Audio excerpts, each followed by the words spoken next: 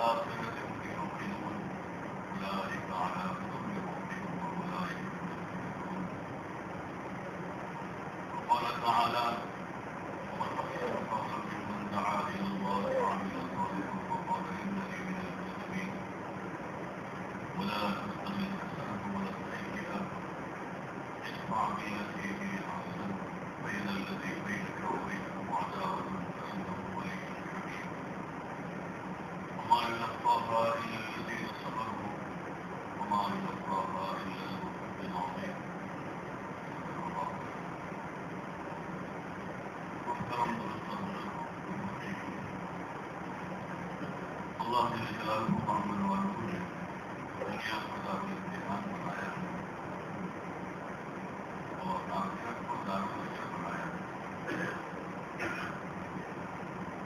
یہاں جو بھی انسان آیا ہے وہ امتحان دے رہا ہے. ہم سے پہلے جو آئے ان کا امتحان ہو چکا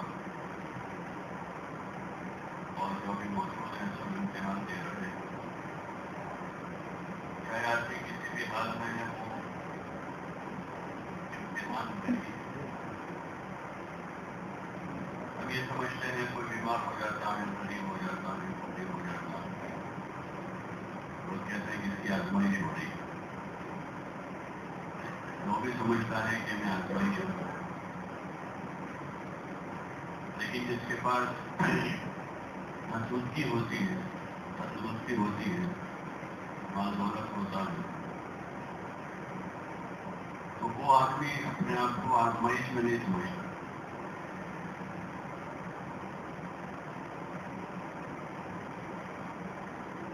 وہ سمجھتا ہے کہ بس میری چاہتیں پوری ہو رہی ہے اور جتنی مزید پوری ہوتی جاتی ہے خوش ہوتا جاتا ہے. چاہے زندگی میں دین ہو یا نہ ہو، زندگی اللہ کے عوامر پر ہو یا نہ ہو، بس ضرورتیں پوری ہوتی جا رہی ہے، مال ملتا جا رہا ہے، صحت ہے، قوت ہے، تندرستی ہے، آدمی غافل کر کر زندگی گزارتا ہے اور وہ سمجھتا نہیں ہے کہ میں آزمائش ہوں. حالانکہ سب آزمائش میں ہے.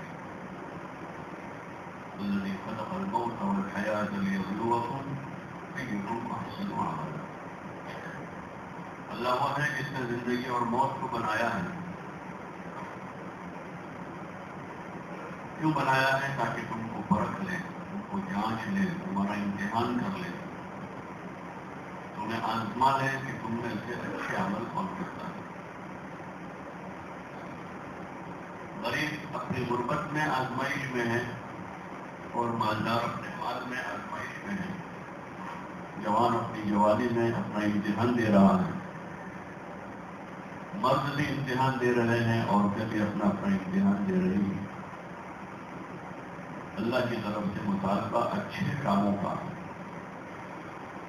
اچھے کام کر کے لاؤ. اللہ نے دنیا میں بھیجا ہی اس لیے ہے کہ اچھے اچھے کام کرے. کوئی بھی کوئی برا کام نہ کرے. اللہ کی دی ہوئی جتنی نعمتیں ہیں، جتنی بھی نعمتیں ہیں، چاہے وہ جسمانی نعمتیں ہو، مالی نعمتیں ہوں یا مختلف قسم کی صلاحیتیں ہیں جو انسانوں کو اللہ تعالیٰ نے نعمت کے طور پر دیا ہے، اپنے آپ نہیں ہو گیا ہے یا کسی کی اپنی ذاتی کمائی نہیں ہے. کسی کے پاس جو کچھ بھی ہے وہ اپنے آپ نہیں آیا ہے، اللہ کا دیا ہوا ہے. زندگی اس کی دی ہوئی ہے، جوانی اس کی دی ہوئی ہے، مال اس کا دیا ہوا ہے. جو صلاحیتیں، جو عورتیں ہمارے پاس ہیں وہ اللہ کی دی ہوئی ہے. اس لیے اس نے مطالبہ کیا ہے کہ ان تمام نعمتوں کو اس کی مرضی پر استعمال کرے، جو اس کی مرضی ہے، اس کی مرضی کے خلاف استعمال نہ کرے. اللہ کی مرضی پر استعمال کریں گے، اطاعت اور فرمانبرداری کہلائے گی. اور اس کی مرضی کے خلاف استعمال کریں گے تو بغاوت اور گنہگاری کہلائے گی۔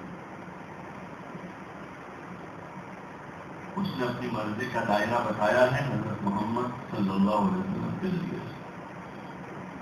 آپ علیہ السلام کی پوری عملی زندگی جو ہے وہ اللہ کی مرضی ہے، اللہ ایسا چاہتا ہے۔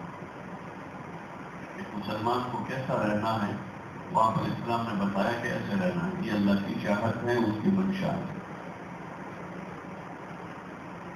جس کو مال دیا ہے اس کو اس مال میں کیا کرنا ہے وہ آپ علیہ السلام نے بتایا ہے۔ جوانی دی ہے، اس جوان کو اپنی جوانی میں کیا کرنا ہے وہ آپ نے بتایا ہے۔ ایک آدمی فقیر ہے، اس کو اپنے فقر و فاقہ میں کیا کرنا ہے اس کی رہبری آپ علیہ السلام نے فرمائی۔ زندگی کے جس موڑ پر آدمی کہیں بھی اس کو تنہا نہیں چھوڑا، کسی جگہ بھی اس کو جاہل نہیں چھوڑا ہے، ہر وقت کی رہبری موجود ہے۔ انسان کی بھول ہے کہ وہ تنہا ہو جاتا ہے، اس کی غلطی ہے۔ انسان کی غلطی ہے کہ وہ اس رہبری کو لیتا نہیں اور مارا مارا پھرتا ہے۔ رہبری لیتا ہے، سائن بورڈ لگا ہوا ہے روڈ پر، کوئی ہالوز ادھر مڑنا ہے اور بروڑا ادھر جانا ہے اور پاوا گڑھ ادھر جانا ہے۔ اب آدمی وہ دیکھتا نہیں ہے اور پھٹکتا پھرتا ہے اور پڑھتا نہیں ہو، کبھی ادھر جا رہا ہے، کبھی ادھر جا رہا ہے، کبھی ادھر آ رہا ہے، پھر مڑ کے ادھر جا رہا ہے، پھر ادھر جا رہا ہے، تھک رہا ہے۔ اس کو چاہیے کہ بورڈ پڑھ لے، بورڈ پڑھ لے گا تو اس کے لیے جانا آسان ہو جائے گا۔ ایسے آج کی انسانیت ہے، اللہ تعالیٰ نے حضرت محمد صلی اللہ علیہ وسلم کے ذریعے سے زندگی کے ہر شعبے کی مکمل رہبری فرمائی ہے، لیکن جہاں رہبری لکھی ہوئی ہے وہاں پڑھتا نہیں ہے۔ جن کے پاس رہبری ہے ان سے پوچھتا نہیں ہے اور بھٹک رہا ہے اور تھک رہا ہے۔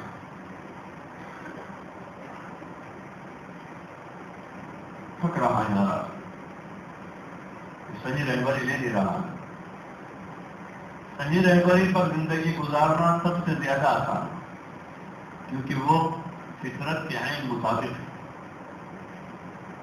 حضور علیہ السلام نے جو طریقہ تعلیم کیا ہے اس طریقے پر زندگی گزارنا سب سے زیادہ آسان ہے،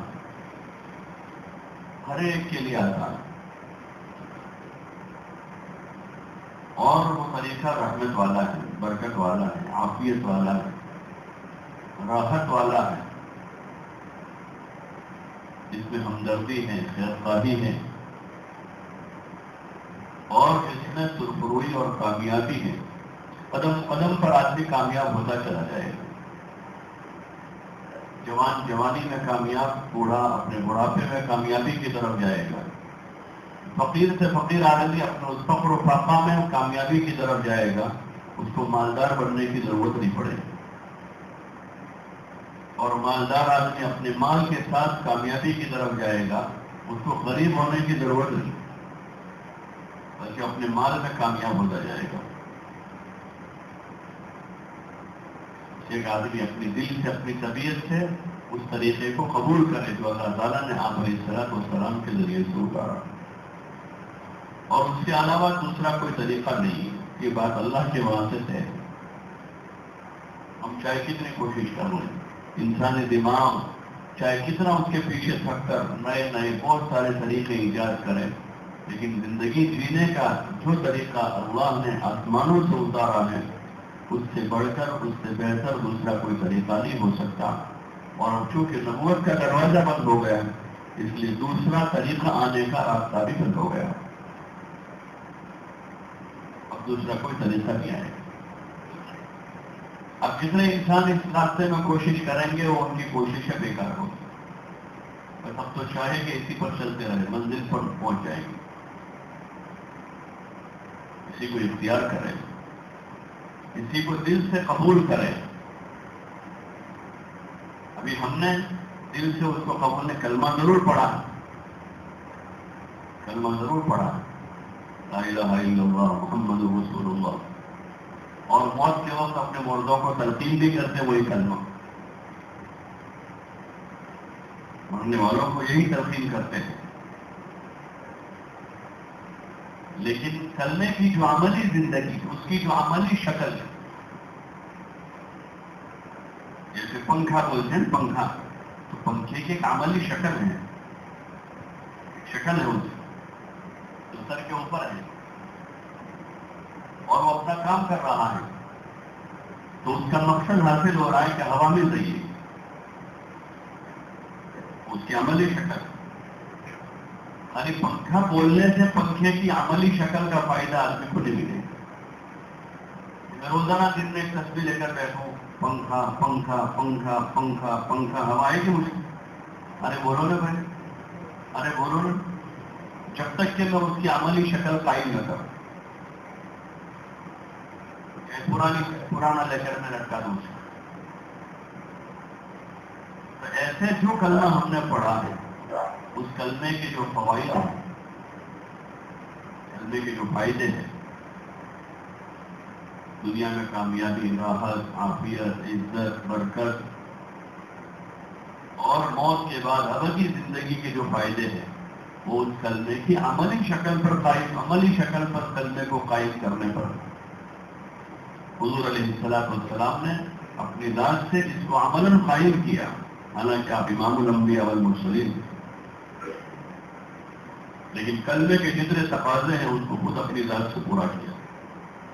یقین کیا اللہ کی ذات پر، جو پہلا تقاضا ہے کلمے کا، ایک اللہ پر یقین کریں، اسی پر اعتماد اور بھروسہ کریں، اسی سے امید وابستہ کریں، اسی اللہ سے ڈریں ہر حال میں،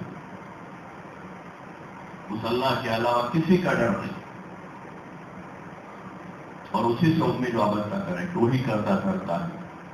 تمام جہانوں کا وہ پالنہار ہے، زمین اس نے بنائی ہے، آسمان اس نے بنایا ہے، ہواؤں کو اس نے چلایا ہے، دریاؤں کو اس نے بہایا ہے، پہاڑوں کو اس نے کیل بنا کر ٹروک دیا ہے زمین پر. جو کچھ کائنات میں نظر آ رہا ہے اس کا خالق ایک اکیلا اللہ ہے، اور ان شکلوں میں نفع اور نقصان اسی کے ڈالنے سے آتا ہے.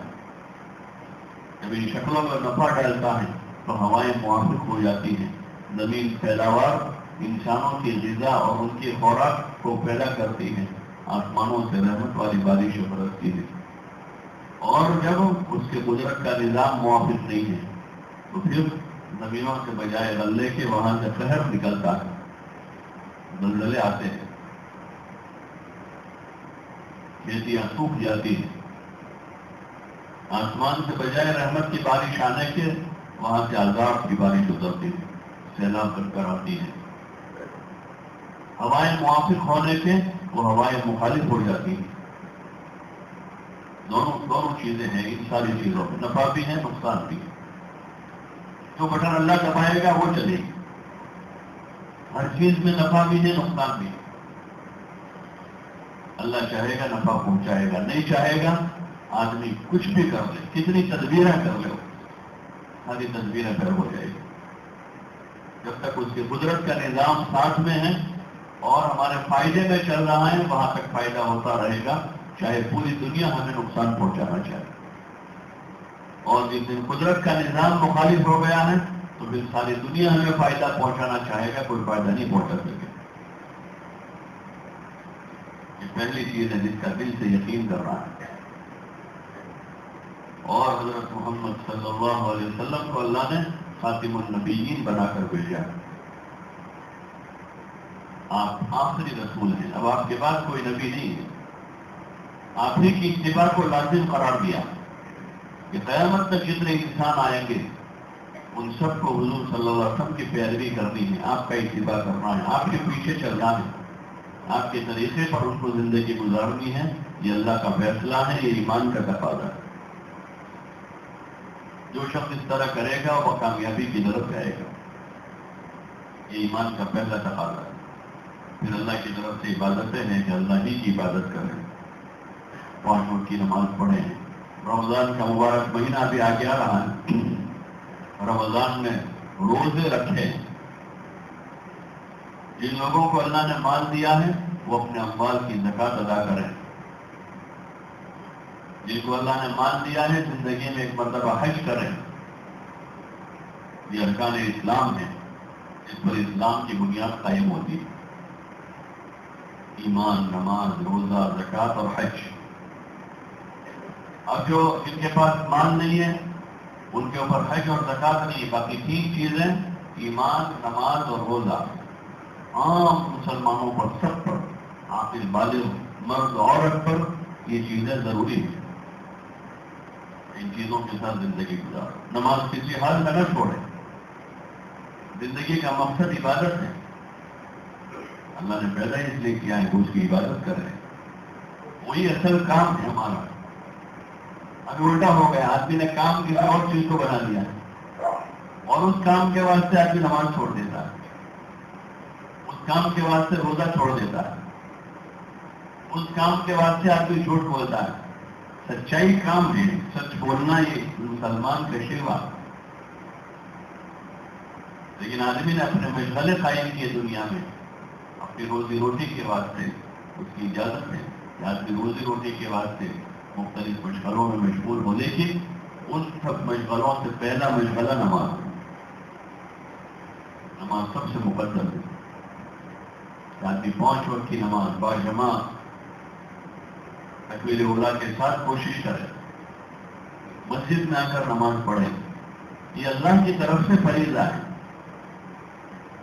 یہ فریضہ اللہ کی طرف سے، جس اللہ نے پیدا کیا ہے، جس اللہ نے آنکھیں دی ہیں، جس نے کان دیے ہیں، جس نے دماغ دیا ہے، جس نے ہاتھ پیر اور پورا جسم دیا ہے، اس اللہ کی طرف سے فریضہ ہے کہ ہر اس مسلمان بندہ بندی عاقل بالغ 5 وقت کی نماز ادا کرے. یہ فریضہ اللہ کی طرف سے، یہ اللہ کا حکم ہے اور یہی ہمارا اصل کام ہے زمین پر. یہی اصل کام ہے. وما خلقت الجن والانس الا لیعبدون، کہ ہم نے جنات و انسان کو صرف اور صرف اپنی عبادت کے واسطے پیدا کیا. عبادت مقصد تخلیق ہے. ہماری پیدائش کا مقصد ہی عبادت ہے. دیگر جو کام ہے وہ ہماری ضروریات ہیں. کھانا ضرورت ہے، آرام کرنا ضرورت ہے، کمانا بھی ضرورت ہے. کمانا بھی ضرورت ہے، کاروبار دھندا جو ہے وہ ضرورت. مقصد عبادت ہے. عبادت میں لگے آدمی. لیکن آج مقصد ایسا فوت ہوا ہے کہ امت کا ایک بڑا طبقہ 80%، 90% سرے سے عبادت کرتا ہی نہیں. اور جو 10%، 15%، 20%، کسی جگہ 25% ہے، جہاں زیادہ ماحول ہے وہاں 30-40% لوگ نماز پڑھتے ہیں. تو وہ بھی نماز کو جو ادا کر رہے ہیں وہ نماز ایسی ہے جو اصل شرائط کے مطابق قابل قبول نہیں ہوتی. نہ اس میں وضو ٹھیک سے ہوا، نہ اس میں طہارت اچھی طرح حاصل کی گئی. آدمی اذان کے بعد دوڑتا بھاگتا مسجد جاتا ہے، مسجد کے پیشاب خانے میں داخل ہوتا ہے اور فٹافٹ پیشاب کر کے استنجا کر کے باہر آتا ہے. اچھی طرح اس نے استنجا بھی نہیں کیا. استبرا کا تو مسئلہ ہی نہیں ہے کوئی. آدمی سکون حاصل کرے اچھی طرح سے پیشاب کر کے، سارے قطرے اچھی طرح سے صاف ہو جائے، پھر اس کے بعد استنجا کر. دوڑتے بڑھتے آدمی نے طہارت، 40 سال کا آدمی ہے، 45 سال کا آدمی ہے، طہارت کے مسئلوں کا ہی پتہ نہیں. اس طہارت پر نماز موقوف ہے، اس طہارت پر تلاوت کلام پاک موقوف ہے.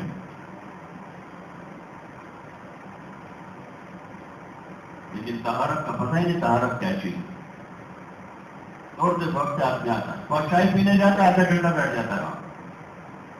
پان کھانے جاتا ہے تو 20-25 منٹ پان کے گلے پر کھڑا باتیں کرتا ہے.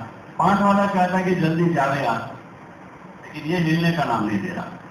یہاں اللہ چاہتا ہے کہ بیٹھا رہے گا. پریچے چاہتے کہ بیٹھا رہے تو میں ان کو دعائیں دوں. یہاں سے بھاگنے کی کوشش کرتا ہے. وہاں سب جگہ آپ اندازہ کریں، آپ اپنے بارے میں کسی ایک منصف آدمی کو آپ اپنے پیچھے لگا رہے ہیں کہ بھائی آپ دیکھو کہ کون کون مجھے چاہتا ہے، کون نہیں چاہتا ہے. بعض مرتبہ تو گھر والے چاہتے کبھی نکلے آتے، بیوی چاہتے کہ اللہ کے واسطے 2-4 گھنٹے باہر جاوے تو کچھ سکون ہو جائے. بچے چاہتے ہیں کہ ابا آپ دور رہے تھوڑے سے 2 گھنٹے 4 گھنٹے. دوست چاہتے ہیں کہ بھائی بس، یا اللہ چاہتا ہے کہ آئے سکون سے استنجا کرے، سکون سے پیشاب پاخانہ سے فارغ ہو جائے، اطمینان سے وضو کرے، اس بات میں وضو کرے، وضو میں اس کا اوپر اچھی طرح سے اعضاء کو دھوئے عبادت سمجھ کر. یہ ایک بڑی عبادت ہے وضو. اور جن اعضاء کو میں ابھی دھو رہا ہوں وضو میں، قیامت کے دن ان اعضاء وضو کی چمک سے میں پہچانا چاہوں گا کہ میں حضور صلی اللہ علیہ وسلم کا امتی ہوں. یہ امت اعضاء وضو کی چمک سے پہچانی جائے گی کہ ان کے چہرے، ان کے ہاتھ اور ان کے پیر کپڑوں تک چمک رہے ہوں گے. قیامت کے دن اس سے پتہ چلے گا تمام انسانوں کے درمیان کہ حضور صلی اللہ علیہ وسلم کے امتی ہے. اس وضو کو اچھی طرح کرنا چاہیے. اطمینان سے آدمی بیٹھے وضو کرے، باتیں نہ کرے. وضو عبادت ہے. اور پھر سکون سے مسجد میں آئے. کہاں جا رہا ہوں میں؟ ذرا دھیان تو کریں. شاہی دربار میں آ رہا ہوں. اللہ کا گھر ہے مسجد، سکون کی جگہ ہے، رحمت کی جگہ ہے، جہاں ہر وقت رحمت کے فرشتے اترتے رہتے ہیں. ہر وقت رحمت کے فرشتے. اور ذرا جلدی چلا جاؤ مسجد میں تاکہ پہلی صف کی جگہ ملے. پہلی صف کا ثواب زیادہ ہے. چاہے آدمی 1 گھنٹہ پہلے آیا لیکن نماز پہلی صف میں نہیں پڑھی اس کو ثواب کم ملے گا اس آدمی کے مقابلے میں جس نے پہلی صف میں نماز پڑھی. پہلی صف کا ثواب. داہنی طرف کھڑا رہا ہوں امام جی کہ وہاں زیادہ اجر ملے گا. اس کو موقع ملا ہے آ کر کے داہنی طرف، امام کے داہنی طرف رہے، پھر بائیں طرف آدمی ہوگا، پھر داہنی طرف، پھر بائیں طرف. جو میری زندگی کا مقصد ہے. اور پھر سکون سے نماز پڑھو. اگر ایک نماز ایسے قبول ہو کر بارگاہ خداوندی میں پہنچ گئی تو میری نجات کا ذریعہ بنے گی. جس نے نماز کو قائم کیا اس نے پورے دین کو قائم کیا. حدیث پاک میں حضور علیہ السلام نے فرمایا من اقامها فقد اقام الدین، کہ جس نے نماز کو قائم کر لیا اس نے پورے دین کو قائم کیا. من ہدمها فقد ہدم الدین، اور جس نے نماز کو برباد کیا ہے اس نے پورے دین کو گرا دیا ہے. دین کا ستون ہے یہ. اور ستون ہی ٹوٹ جائے تو پوری عمارت نیچے آ جاتی. اطمینان کے ساتھ نماز پڑھے. یہ مقصد زندگی ہے. کوئی زائد کام نہیں کریں گے ہم. اوور ڈیوٹی نہیں ہے، یہ ڈیوٹی ہے ہماری. 5 وقت اطمینان سے مسجد میں آنا، اذان سے پہلے اللہ توفیق دے تو آ گئی ہے. کم از کم آخری درجے میں اذان کے بعد آ جائے. اور پھر سکون اطمینان سے سنتیں پڑھے. پھر فرض نماز ہوگی، فرض کو اطمینان سے ادا کرے. اپنے دل و دماغ کو تمام قسم کی فکروں سے خالی کر کے کہ میں میرے رب کے سامنے کھڑا، میرے اللہ سے میری خصوصی ملاقات ہو رہی ہے. اللہ کے ساتھ میری الگ سے ایک ملاقات ہے. روزانہ 5 وقت مجھے چانس دے رہا ہے، اپنی بارگاہ میں مجھے بلا رہا ہے. تو اپنی نماز کو نماز بنا کر پڑھیں. نماز کو سیکھیں.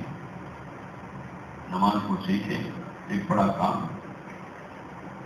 اس کے کچھ آداب ہیں، اس کے مستحبات ہیں، اس کی سنتیں ہیں، اس کے فرائض ہیں. ان تمام چیزوں کا دھیان کرتے ہوئے جب یہ نماز ہوگی تو یہ نماز کی کوالٹی تیار ہو. کوالٹی تیار ہو. ورنہ اگر ان چیزوں میں کمی ہے تو کوالٹی نہیں بنے گی، ریجیکٹ ہو جائے گی. ہم لوگ دیکھیں دنیا میں بڑی بڑی فیکٹریوں کا اچھا مال ہوتا ہے لیکن اس کو اسکریپ والے اٹھاتے ہیں، ان گھر والے جا کر اٹھاتے ہیں. بھائی تمہارا مال تو سعودی، دبئی، امریکہ، قطر، کویت جاتا ہے، پھر یہ کیوں اس کو باہر نکالا؟ اسکریپ ہے. کیوں اسکریپ ہوگا کہ ریجیکٹ؟ کیا غلط ہے اس میں کہ اس کو رنگ میں شائننگ نہیں آئی ہے. بس مال کمپلیٹ بنا تھا کلیئر، لیکن اس کا جو کلر ہوا اس میں شائننگ نہیں آئی، ریجیکٹ ہو گیا. اچھا بنا تھا لیکن بس تھوڑا سا بال برابر پرابلم آیا، ریجیکٹ ہو جائے گا. اچھا سے اچھا کپڑا ہے لیکن ایک دھاگا اندر سے نکل گیا ہے، ریجیکٹ ماننا گیا ہے. ہم اپنی نماز کو دیکھیں، ہم اپنی نماز کو دیکھیں کہ جب دنیا کی اسٹینڈرڈ کمپنیاں جو ہیں وہ اپنے وہاں معمولی اس یعنی غلطی کو، خطا کو قبول نہیں کرتی ہیں، اور ریجیکٹ میں ڈال کر بنگال والوں کے ہاتھ اس کو بیچ دیتی ہے. تو ہماری نماز جو بارگاہ ہے خداوندی میں، جہاں نبیوں کی نمازیں پہنچی ہیں، جہاں صحابہ کی نمازیں پہنچی ہیں، جہاں اولیاء اللہ کی نمازیں پہنچی ہیں، وہاں ہماری نماز جا رہی ہوگی تو ہماری نماز کا کوئی بھاؤ آتا ہوگا؟ ارے بھائی ہماری نماز کا کوئی بھاؤ آئے گا؟ ریجیکٹ ماننے جائے گی. اس لیے ہم کوشش تو کریں اپنی نماز کو بنا. اس کو ہماری نمازوں کی ضرورت نہیں ہے. اللہ کو ہماری نماز کی ضرورت نہیں ہے. نماز تو ہمارے لیے ہے. بھائی وہ باہر ملک والوں کو ہمارے مال کی ضرورت ہے. اس کے پاس تو 10 کمپنیاں ہیں. آپ نہیں بناؤ گے دوسروں کو آرڈر دے دے گا، اس کو نہیں تو اس کو آرڈر دے دے گا، اس کو نہیں تو اس کو دے دے گا. آپ کو اپنا مال چالو رکھنے کے لیے کوالٹی دینی پڑے گی. وہاں اللہ کو نہ ہماری نماز کی ضرورت ہے، نہ فرشتوں کی نماز کی ضرورت ہے، نہ جناتوں کی نماز کی ضرورت ہے. اس کی خدائی اپنی جگہ قائم ہے. کوئی نماز پڑھے یا نہ پڑھے، کوئی روزہ رکھے یا نہ رکھے. آج کی دنیا میں بھی فرما برداروں سے زیادہ نافرمان ہیں، لیکن اس کی خدائی اپنی جگہ بنی ہوئی. نمازیں ہمیں اپنے لیے پڑھنی ہے کہ اس نماز سے اس اللہ کا قرب ملے گا. نماز سے اس کا تقرب ملتا ہے، اور اس کا قرب یہ ہمارا سب سے قیمتی سرمایہ ہے کہ ہمارے پاس اللہ کا تعلق. دنیا میں لوگ بڑے لوگوں سے تعلق بنائے رکھتے ہیں، ہمیشہ بڑے لوگوں سے، سرکاری آفیسروں سے، سیاسی لوگوں سے ہر وقت تعلق بنائے، اور وہ تعلق بنانے میں ہزاروں روپے کا خرچہ کرتے ہیں. وقتاً فوقتاً ان کو ہدیہ دیتے رہتے ہیں، بھیٹ دیتے رہتے ہیں کہ ہمارا تعلق ڈسٹرکٹ کلیکٹر سے برابر ہے، ان سے ہمارا رابطہ باقی رہے. یہ تعلق کام لگے گا کبھی بھی. ایسے اللہ کے ساتھ کا تعلق ہے جو ہمارا اصل سرمایہ ہے. اللہ سے ہمارا تعلق ہو، جو ہمارا رب ہے، جو ہمارا پالنہار ہے، جو ہمارے اوپر 70 ماؤں سے زیادہ رحم کرنے والا ہے. وہی خالق کائنات ہے. اس رب سے ہمارا اچھا سے اچھا تعلق ہو. اس لیے اس کی عبادت کریں تاکہ ہمارا تعلق برقرار رہے، اور اس تعلق میں اضافہ ہو کہ روزانہ 5 وقت کی نمازوں کے ذریعے سے ہمارا رب، ہمارا تعلق اللہ سے بڑھ رہا ہو. روزانہ اس تعلق میں اضافہ ہو رہا ہو، اور مزید جتنی توفیق ہے اتنی نفلیں پڑھیں، اس کا ذکر کریں، قرآن کی تلاوت کریں، تاکہ ہمارا رابطہ اس اللہ سے بنے. یہ مقصد زندگی ہے کہ آدمی زیادہ سے زیادہ اپنے رب کی عبادت میں مشغول رہے، زیادہ وقت اس میں لگ رہا ہو، اور یہی عبادت کی دوسروں کو بھی دعوت دیں. اپنے بچوں کو، اپنی بچیوں کو، اپنی بیوی کو، بھائیوں کو، بہنوں کو، رشتہ داروں کو، محلے والوں کو، پوری دنیا کے انسانوں کو بتا رہے ہیں کہ ہماری زندگی کی سب سے بہترین مشغولی وہ اللہ کی عبادت ہے. سب کو یہ بتائیں گے سب سے اچھا کام یہ ہے، آج آپ یہ کام کر لو. اس کام کے کرنے کے بڑے فائدے ہیں. خالق کائنات سے تمہارا تعلق ہو جائے گا، اور جب ان سے تعلق ہو گیا تو تمہارا کوئی کام کسی جگہ اٹکے گا نہیں. اس وقت کا جو مسئلہ ہوگا اللہ اپنی قدرت سے ان مسئلوں کو حل کرے گا. روزی روٹی کا مسئلہ ہوگا خدا اس میں برکت ڈال دے گا. بیماری کا مسئلہ ہوگا اللہ شفا دے گا. اولاد کا مسئلہ ہوگا تو اللہ اولاد دے گا. جہاں جو مسئلہ ہوگا اس مسئلے کا حل اس وقت ہوگا جب رابطہ وہاں مضبوط ہوگا. ہم سب کو یہی بتائیں گے کہ بھائی آ جاؤ اللہ کے گھر کی طرف. جیسے منادی مؤذن اذان دے کر کہتا اللہ اکبر اللہ اکبر، اور آگے جا کر حی علی الصلاۃ، حی علی الفلاح، آؤ نماز کی طرف، آؤ کامیابی کی طرف. وہ حقیقی کامیابی نماز ہے، حقیقی کامیابی ہے. ہم بھی سب کو بلائیں گے بھائی آ جاؤ نماز کی طرف. ہر نماز کے وقت بلا رہے ہوں گے، بچوں کو لا رہے ہوں گے. جیسے جمعہ کے دن ایک منظر ہوتا ہے، جمعہ کے دن ہوتا ہے ہر آدمی آ رہا ہے، مالدار آ رہا ہے، غریب آ رہا ہے، پڑھا لکھا، ان پڑھا، 20 سے 20 آدمی بھی جمعہ کے دن آ جاتا ہے کہ آج جمعہ. اگر وہی آدمی طے کرے کہ ہفتے بھر 5 نمازیں اسی طرح کی فرض ہے جیسے جمعہ فرض ہے، تو پھر وہ آدمی ہفتے بھر آئے گا. کسی حال میں وہ نافذ نہیں کرے گا نماز. لیکن اندر سے ابھی طبیعت نہیں بنائی. نماز کو اس کی اہمیت نہیں دی ہے کہ میرے رب کا حکم ہے. یہ سارے حکم نمبر 2 پر ہیں. سب سے پہلے اللہ کا حکم ہے. سب سے پہلا حکم اللہ کا ہے. اللہ کے حکم کی اہمیت اور اللہ کے حکم کی عظمت اس وقت آئے گی جس دن اللہ کی عظمت دلوں میں آئے گی. پھر کوئی مسلمان ہو کر نماز چھوڑ دے نہیں ہو سکتا. نماز نہیں چھوڑ سکتا. حضور اسلام نے کہا کہ مسلمان نماز نہیں چھوڑ سکتا. مسلمان جھوٹ نہیں بول سکتا. اس کی زبان چلے گی نہیں. جھوٹ نہیں بول سکتا. دھوکہ نہیں دے سکتا. مسلمان ہے دھوکہ نہیں دے. وہ اور دھوکہ 2 چیزیں جمع نہیں ہو سکتی. مسلمان اور جھوٹ یہ 2 چیزیں جمع نہیں ہو سکتی. ₹1,00,000 کا نقصان کرے گا سچ بول کر, لیکن جھوٹ بول کر 1000 زیادہ نہیں کمائے گا. وہ جانتا ہے جھوٹ کی قباحت کو, جھوٹ کے وبال کو جانتا ہے. جھوٹ کے وبال کو جانتا ہے. جیسے آپ کو فرق کرتا ہے رسی میں اور سانپ میں. سانپ بہت چمکدار دکھتا ہے اور بہت خوبصورت بھی. بازے سانپ بڑے خوبصورت ہوتے اوپر, لیکن آدمی جانتا ہے کہ سانپ ہی رسی ہے. کیا رسی زیادہ خوبصورت نہیں ہوگی. آدمی اختیار دیا جائے گا 2 میں سے کس کو پکڑے گا, تو رسی اٹھائے گا اور سانپ کو نہیں پکڑے گا. ایسے آدمی جانتا ہے کہ جھوٹ ہے یہ سچ ہے. سچ بولنے میں 1000 ملتا ہے, جھوٹ بولوں گا 10 ملتا ہے. لیکن آدمی اس کو 1,00,000 کو چھوڑ دے گا, 1,00,000 کو 1,00,000 مار دے گا, لیکن وہ 1,00,000 کی مصیبت جھوٹ بول کے نہیں لائے گا. فرق کرے گا وہ. اتنی طبیعت اللہ اسے دیتا ہے. اسی طرح نماز آدمی چاہے سامنے نقصان ہوتا ہوگا, بھائی ابھی ہمارا نماز کا وقت ہو گیا, اب کام نہیں ہو سکتا, آپ پھیل جائیے. وہ کہنے جلدی ہے تو ٹھیک ہے جائیے, پھر کہیں اور سے لے لیجیے, اور دکان سے لے لیجیے. ہماری روزی تو اوپر سے ہیں. شام کو جب تک وہ پوری نہیں ہوگی وہاں تک مجھے گھر جانا نہیں, اللہ پہنچائے گا. وہاں تک میری موت نہیں آئے گی. یہ ہمارا عقیدہ ہے کہ جب تک روزی بات بھی پوری نہیں کرتا وہاں تک اس کی موت نہیں آتی. پھر آدمی دکان کے واسطے نماز نہیں چھوڑے گا. پھر آدمی کمائی کے واسطے جھوٹ نہیں بولے گا. ناجائز کاروبار نہیں کرے گا. سود کا کام آدمی نہیں کرے گا. وہ جانتا ہے کہ اللہ کا اعلان ہے یمحق اللہ الربا, یمحق اللہ الربا, کہ اللہ تعالیٰ سود کو مٹا دیتا ہے. سود کو خدا مٹاتا ہے. یہ کبھی سود کا کام نہیں کرے گا.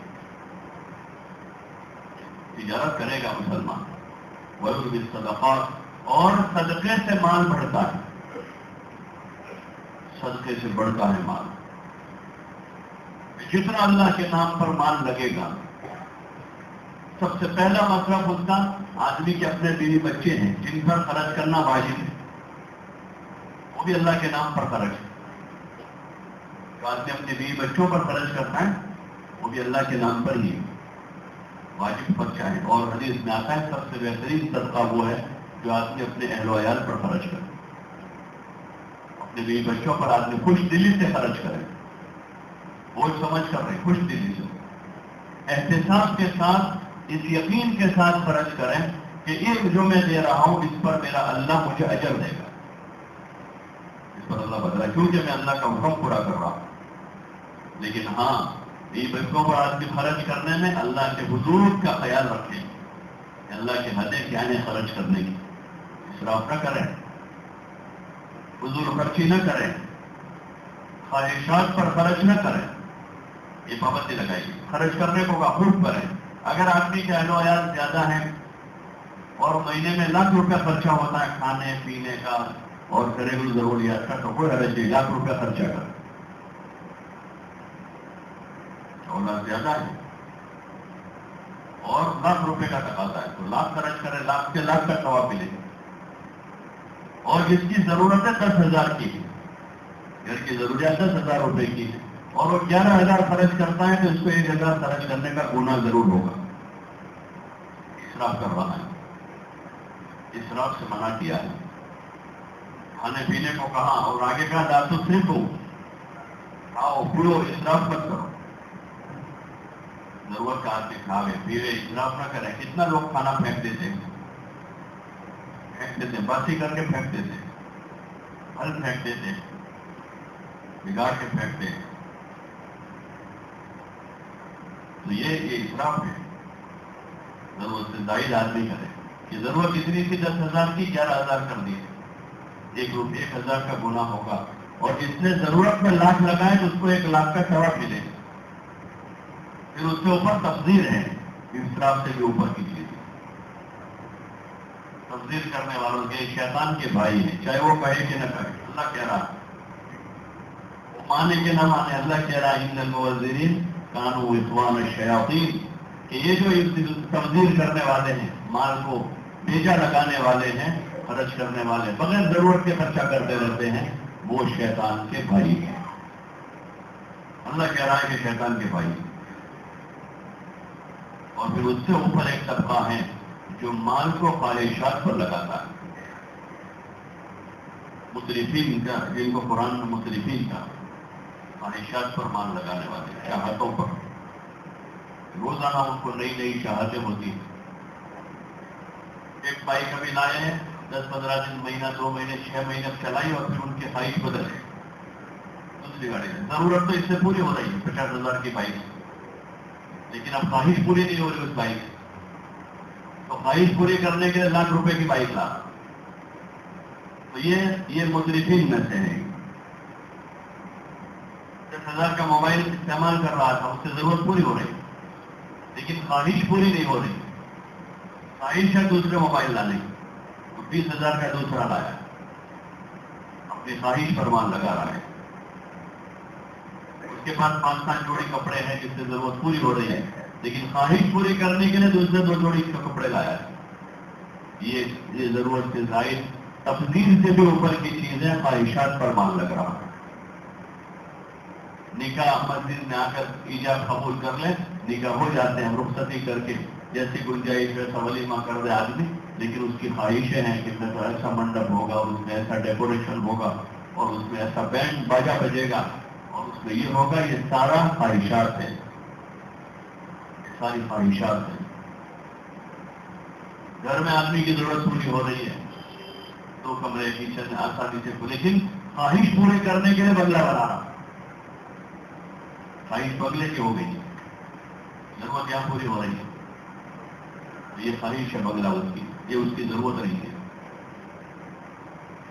آدمی کی ضرورت پوری ہوئے مکان میں اچھا خاصا ہے، ٹھیک ٹھاک ہے، لیکن پھر بھی اس کو توڑ کر آدمی ایلیویشن نیا بنا رہا ہے. یہ ایلیویشن ضرورت نہیں ہے، خواہش ہے. یہ ایلیویشن کو کیا لینا دینا ضرورت سے. اور کیسا بھی ہو، کالا ہو، پیلا ہو، پرانا ہو، نیا ہو، اندر گھر میں رہنے کا ہے. تو یہ سارا جو مال لگ رہا ہے وہ خواہشات پر لگ رہا ہے، اور خواہشات پر مال لگنا یہ عذاب کا اعلان ہے. جب لوگوں کا مال خواہشوں پر لگنا شروع ہو جاوے تو یہ عذاب کی گھنٹی بجی ہے.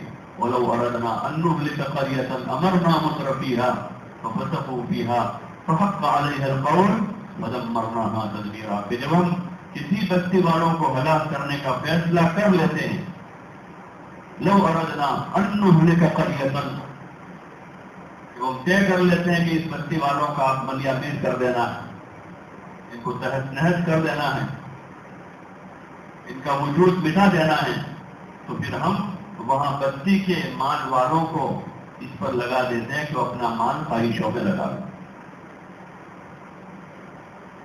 امرنا مترفیہا ففسقوا فیہا، پھر وہ اپنے اس مال میں فسق و فجور میں مبتلا ہو جاتے ہیں، گناہوں کی زندگی پر راضی ہو جاتے ہیں،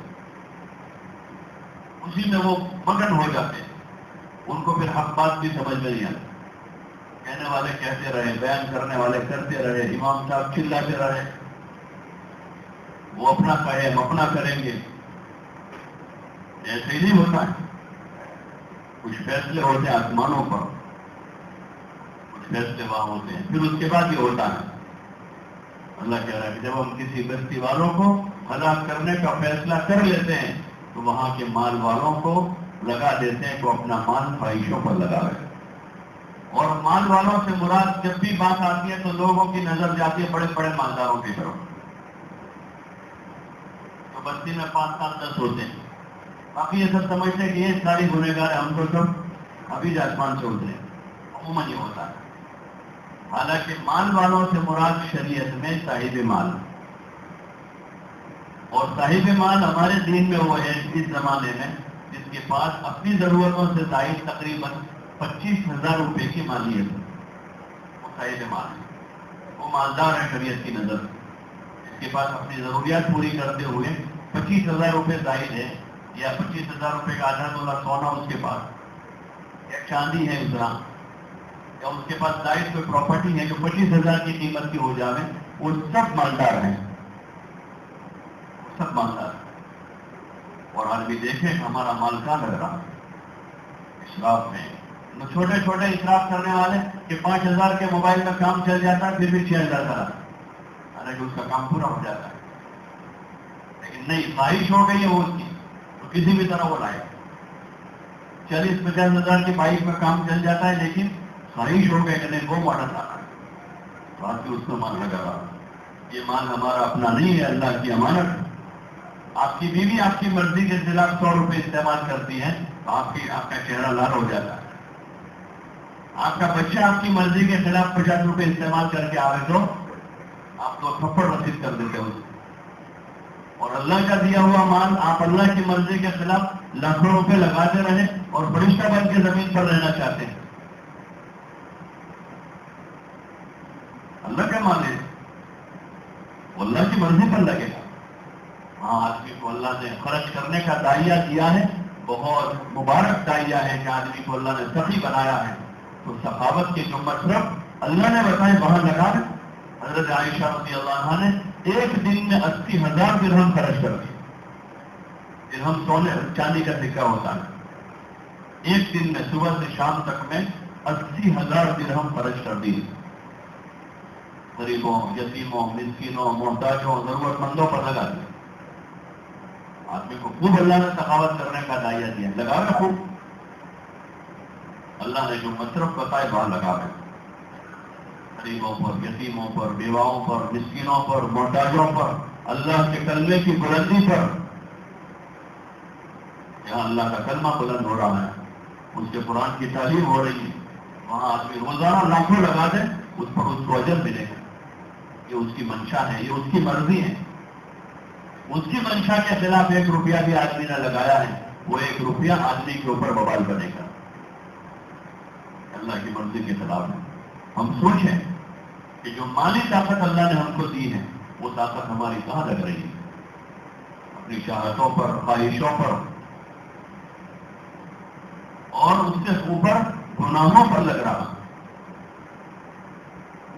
یہ عذاب الہی کو دعوت ہے. یہ مال ہمارا نہیں ہے، ہم اس میں صرف وکیل ہیں اللہ کی طرف سے. جیسے وکیل کسی کا ہوتا ہے، وہ وکیل وہ کہے گا جو اس کا عقیل کہے گا. جہاں وہ کہے گا میں رک جاؤ وکیل صاحب نے آگے نہیں سنتی. ہم اس مال میں اللہ کے وکیل ہیں. وہ یہ کہے گا بھائی یہاں لگاؤ، ٹھیک ہے، وہاں نہیں. ہم اپنی مرضی سے نہیں لگا سکتے. ہاں، اس نے ہماری ضرورتوں کا بھی خیال کیا کہ اپنی ضرورتوں میں، اپنی حاجتوں میں کھانا کھاؤ، کپڑا پہنو، اپنا گھر بناؤ. حرج نہیں ہے لیکن ضرورت کا بناؤ. سواری ضرورت زندگی میں سے آدمی سواری رکھے. اس کو ضرورت ہے 4 ویلر کی تو 4 ویلر رکھے، حرج نہیں ہے. ضرورت کی رکھے اور اچھی سواری رکھے، لیکن خواہش کی نہیں. خواہش کی رکھی پکڑا جائے. مضبوط کر رکھتا ہے اچھی سواری تاکہ لمبی ڈرائیو کر سکے، لمبا سفر کر سکے. اس کے لیے آدمی نے 10 لاکھ روپے کی گاڑی رکھی، الگ نہیں. لیکن 10 لاکھ کی لا کر کل کو دوسری دیکھی 11 والی اس کے دل کو کھا رہی ہے اور اس کو لے کر وہ 11 میں، اب یہ خطرے میں آ رہا ہے. اب یہ ضرورت سے اوپر خواہش پر جا رہا ہے، یہ خواہشات پر جا رہا ہے. خواہش کی اجازت نہیں اور نمائش کی اجازت نہیں ہے کسی کو بھی. نمائش کے واسطے کوئی چیز جائز نہیں. دکھانا صرف اللہ کو. اگر ذرا اچھو لا کے اچھا تو اللہ دیکھے، اللہ کہتے کہ اچھا ہے. نمائش کے لیے کپڑے کے پہننے کی اجازت نہیں. نمائش کے لیے اچھا کھانے کی اجازت ہے کہ لوگوں کو دکھاوے کی واسطے کھا رہا. نمائش کی ہمارے اجازت نہیں ہے. اس میں نقصان ہے، ہمارا بھی نقصان ہے. دوسروں کا نقصان یہ ہوگا کہ دوسرے اس طرح کی چیزیں دیکھ کر وہ لالچ کریں گے ہمارے پاس جیسا. نمائش کی ہمارے دین میں اجازت نہیں. شادی بیاہ میں چیزوں کی نمائش، کپڑوں کی نمائش. گھڑی آدمی پہنتا ہے ایسے اور لٹکاتا یوں تاکہ لوگ دیکھیں. گھڑی کا مقصد تو وقت دیکھنا ہے. تو جتنی ہلکی ہوگی، سادہ ہوگی، آسان رہے گی پہننے میں، تو آدمی 500 گرام کی گھڑی پہن کے خام خواہ تکلیف اٹھاتا ہے. تو ڈیزائن چھوٹی سی رکھے اور یہاں پہننا بھی ضرور ہے، جیب میں رکھ لیں. ٹھیک ہے، سہولت کے واسطے آدمی پہنے یا کوئی حرج نہیں، اس کی گنجائش ہے. لیکن نمائش کے واسطے آدمی 100-200 گرام کی گھڑی پہن کر لٹکائے پھر رہا ہے، ہم کا تکلف کر رہا ہے. یہ نمائش کی اجازت نہیں. اس لیے تکلفات میں ہم تک گھیرے ہوئے، دین کو چھوڑا ہے، حضور والے مبارک طریقے کو چھوڑا ہے، تکلفات میں گھر گئے، تکلفات میں، اور اسی میں سب پریشان ہیں، مرے جا رہے ہیں. دکھاوے کے واسطے لوگ کیا کہیں گے، قوم کیا کہے گی، ہماری امیج ہماری ختم ہو جائے گی. امیج تو تقوی کی امیج ہے جو کبھی ختم ہی نہیں ہوگی. ان اکرمکم عند اللہ اتقاکم، تقوی اختیار کریں، دنیا بھر میں اس کی امیج قائم ہوگی اور اس امیج کو دنیا کی کوئی طاقت ختم نہیں کر سکتی. ہاں، جو اللہ نے بنائی کہ آدمی متقی بنے، پرہیزگار بنے، گناہوں سے بچنے والا بنے، اللہ سے ڈرنے والا بنے، لوگوں کے ساتھ خیرخواہی کرنے والا بنے. یہ تقوی کی امیج ہے. آدمی متقی بنے، اللہ کا نیک بندہ بننے کی کوشش کرے، جو دنیا آخرت دونوں جہان میں آدمی کے لیے بہت بڑی امیج ہے، بہت بڑی کریڈٹ ہے. آدمی نیک بننے کی کوشش کرے، اس کی نیکی اس کے لیے بڑی کریڈٹ، سب سے بڑی کریڈٹ یہی ہے. دنیا میں آپ دیکھو گے کہ بہت سارے وہ لوگ ہیں جن کے پاس بہت پیسہ ہے لیکن ان کی 1 روپے کی کریڈٹ مارکیٹ میں نہیں، اور بہت سے وہ ملیں گے جن کے پاس پیسہ کچھ نہیں ہے لیکن ایماندار ہے. تو جہاں جائیں گے وہاں ان کا کام نکل جائے. ان پر لوگ کروڑوں کا بھروسہ کریں، بھائی ان کو دے دو. ان کے پاس ایمانداری ہے، ان کے پاس ایماندار بنے، پرہیزگار بننے کی کوشش کریں. یہ ہمارے موضوع تھے، اس طرف ہمیں آنا تھا اور اس کی کوشش کر رہے تھے. لیکن ہم الجھ گئے ہیں دوسری چیزوں میں، لایانی میں، خرافات میں، رسم و رواج میں، اپنی چاہت والی زندگی میں، جو سراسر ہمارے لیے نقصان دہ ہے. یہ جو تبلیغ کی محنت ہے پوری، وہ اسی کے گھر آدمی یہاں جماعت میں نکل کر اپنے آپ کو ان چیزوں کا عادی بناوے، ایماندار بناوے، نمازی بناوے، اللہ کا ذکر کرنے والا، قرآن پڑھنے والا بنے، مخلوق خدا کے ساتھ ایسا اور ہمدرد بنے، اور سمجھ حاصل کرے دین کی سمجھ حاصل کریں کہ کس وقت کیا کام کرنا ہے، کیا کام نہیں کرنا ہے، کون سا کام کرنا ہے، کیا چھوڑنا ہے، کیا بولنا ہے، کیا نہیں بولنا ہے. اس کی ایک عملی مشق کریں اللہ کے راستے میں نکل کر، اور وہاں اس کی مشق کر کے اپنے اندر ان صفتوں کو پختہ کریں. اس کے لیے جماعتوں میں نکالا جاتا ہے. گھر چھوڑانا مقصود نہیں ہے. ہاں، گھر میں رہنا سیکھ لیں، اس کے لیے بھیجا جاتا ہے. بیوی چھوڑانا مقصود نہیں ہے، بیوی کے ساتھ رہنا سیکھ لیں، اس لیے بھیجا جا رہا. بچے چھوڑانا مقصود نہیں ہے، بچوں کو پالنا سیکھ لیں کہ ان بچوں کو کیسے پالنا ہے. یہ بچے امانت ہے ہمارے پاس. وہاں جا کر سیکھنا ہے کہ بچوں کی تربیت کیسے کرنی ہے، ان کو کیسے پالنا ہے، ان کو کیا سکھانا ہے، ان کو کیا سمجھانا ہے. تجارت چھوڑانا مقصود نہیں ہے، جماعت میں نکل کر یہ سیکھنا ہے کہ دھندا کیسے کرنا ہے، ایمانداری سے کرنا ہے، سچائی سے کرنا ہے، حلال کمانا ہے. یہ اس کی سمجھ حاصل کرنے کے لیے جماعت میں جانا ہے. ہاں، آپ کی بستی چھوڑانا مقصود نہیں ہے، بلکہ جا کر وہ سیکھنا ہے کہ بستی میں کیسے رہنا ہے. ایک آدمی بیمار کو ہاسپٹل میں ایڈمٹ کیا ہے، اس کو گھر چھوڑانا مقصود نہیں ہے، اس کو بستی چھوڑانا مقصود نہیں ہے. اس کو اس لیے بستی میں رہتا ہو جائے، وہاں رہے گا تو بیمار ٹھیک سے نہیں رہ پائے گا، تاکہ ہاسپٹل جا کے علاج کرا کے آئے گا تب تندرست ٹھیک سے رہے گا وہاں. ایسے ہماری جو بیماریاں ہیں، یہ ہماری کمزوریاں ہیں، یہ ہماری بیماریاں ہیں، چاہے اس کا اعتراف کرے یا نہ کرے. دنیا میں چانس ہے کہ خود ہی آدمی اعتراف کر کے اپنی ان کمزوریوں کو دور کریں. دنیا میں چانس موت سے پہلے خود اعتراف کر لیں کہ میرا ایمان ٹھیک نہیں ہے، میری نمازیں صحیح نہیں ہے، میرا کاروبار صحیح نہیں ہے. آج وہ خود اعتراف کر، میرے اخلاق ٹھیک نہیں ہے، میرا ماں باپ کے ساتھ، بھائی بہنوں کے ساتھ سلوک اچھا نہیں ہے، میرا اللہ کے بندوں کے ساتھ کا معاملہ ٹھیک نہیں ہے. آدمی خود اس کا اعتراف کر کے علاج کرا لے.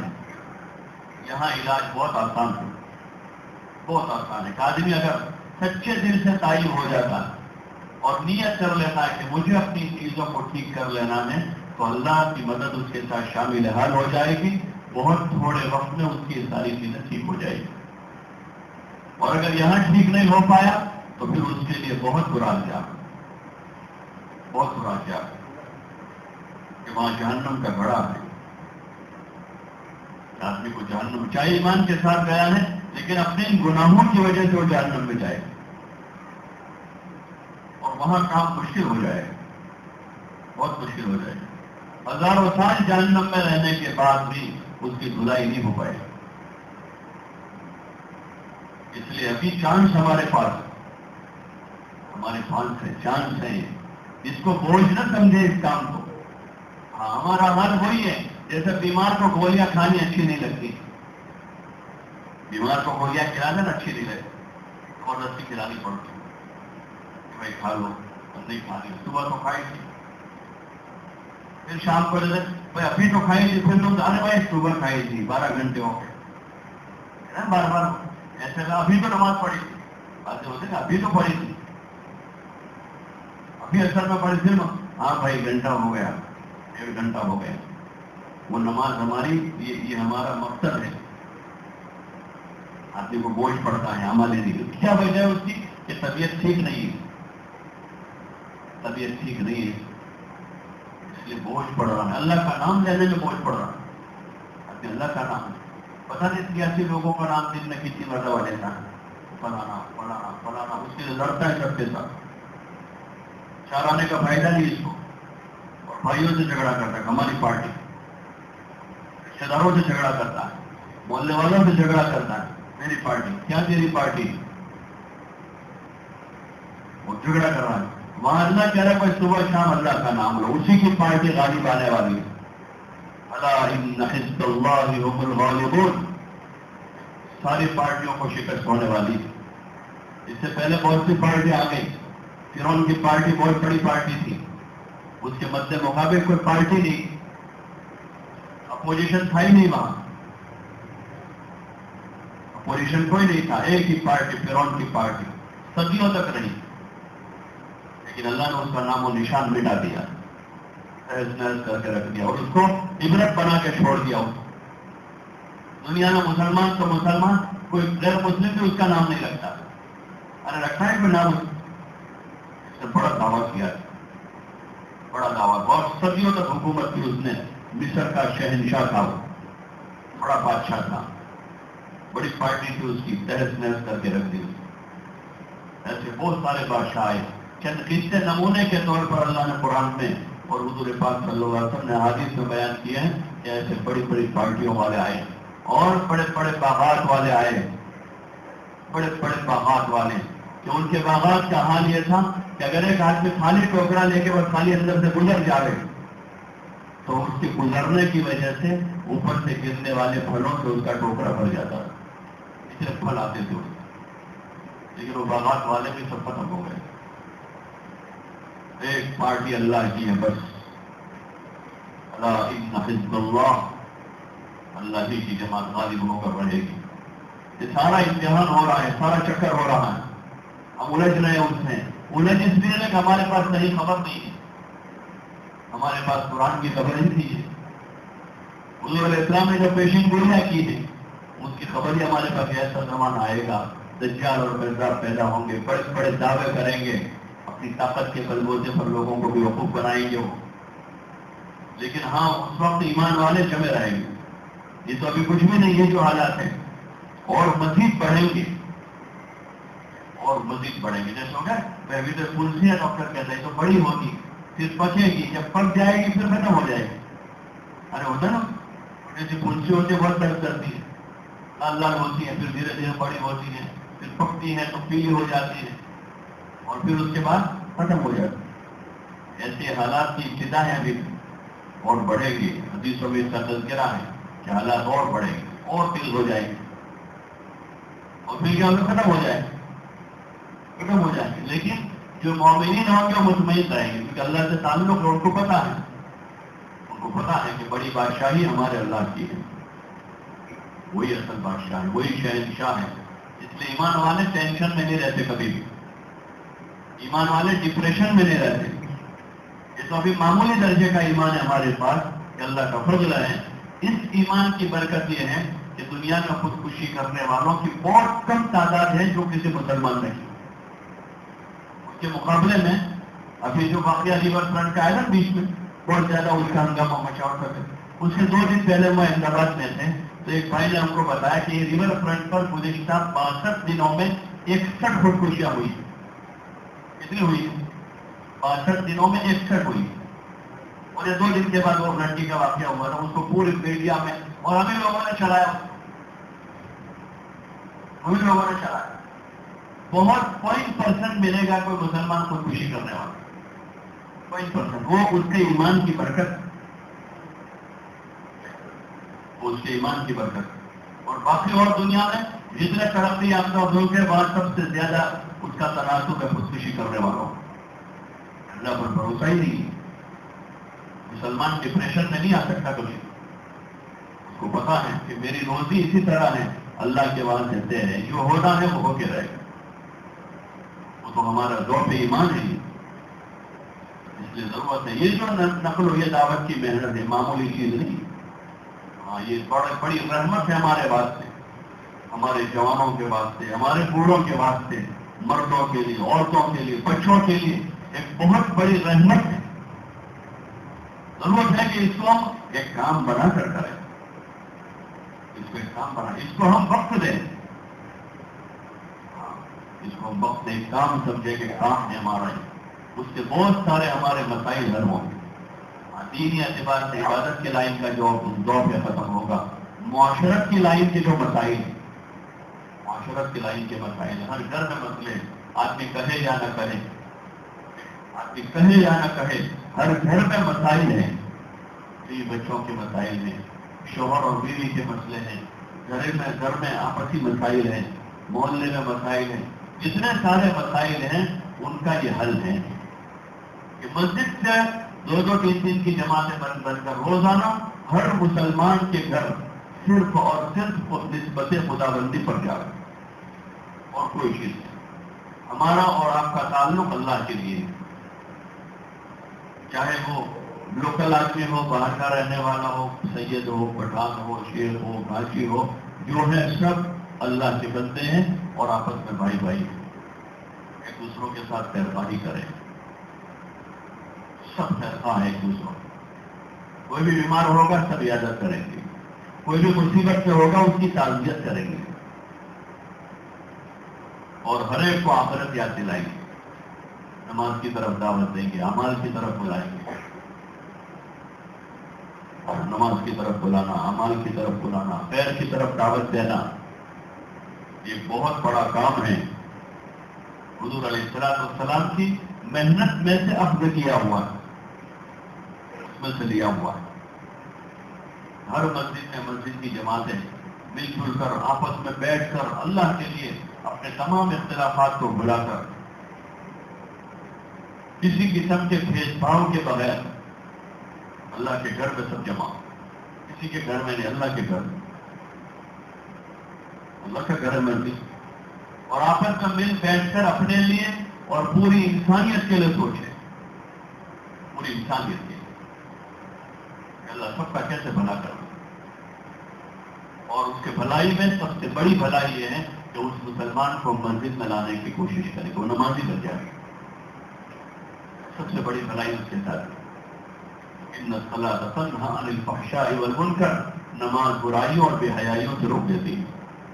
پہلی کوشش ہماری یہی ہوگی کہ وہ کسی طرح نمازی بن جائے، 5 وقت کا اللہ کے گھر میں آتا جاتا ہو جائے، اللہ کے گھر آتا جاتا ہوگا، اللہ کی رحمت کے سائے میں رہے گا.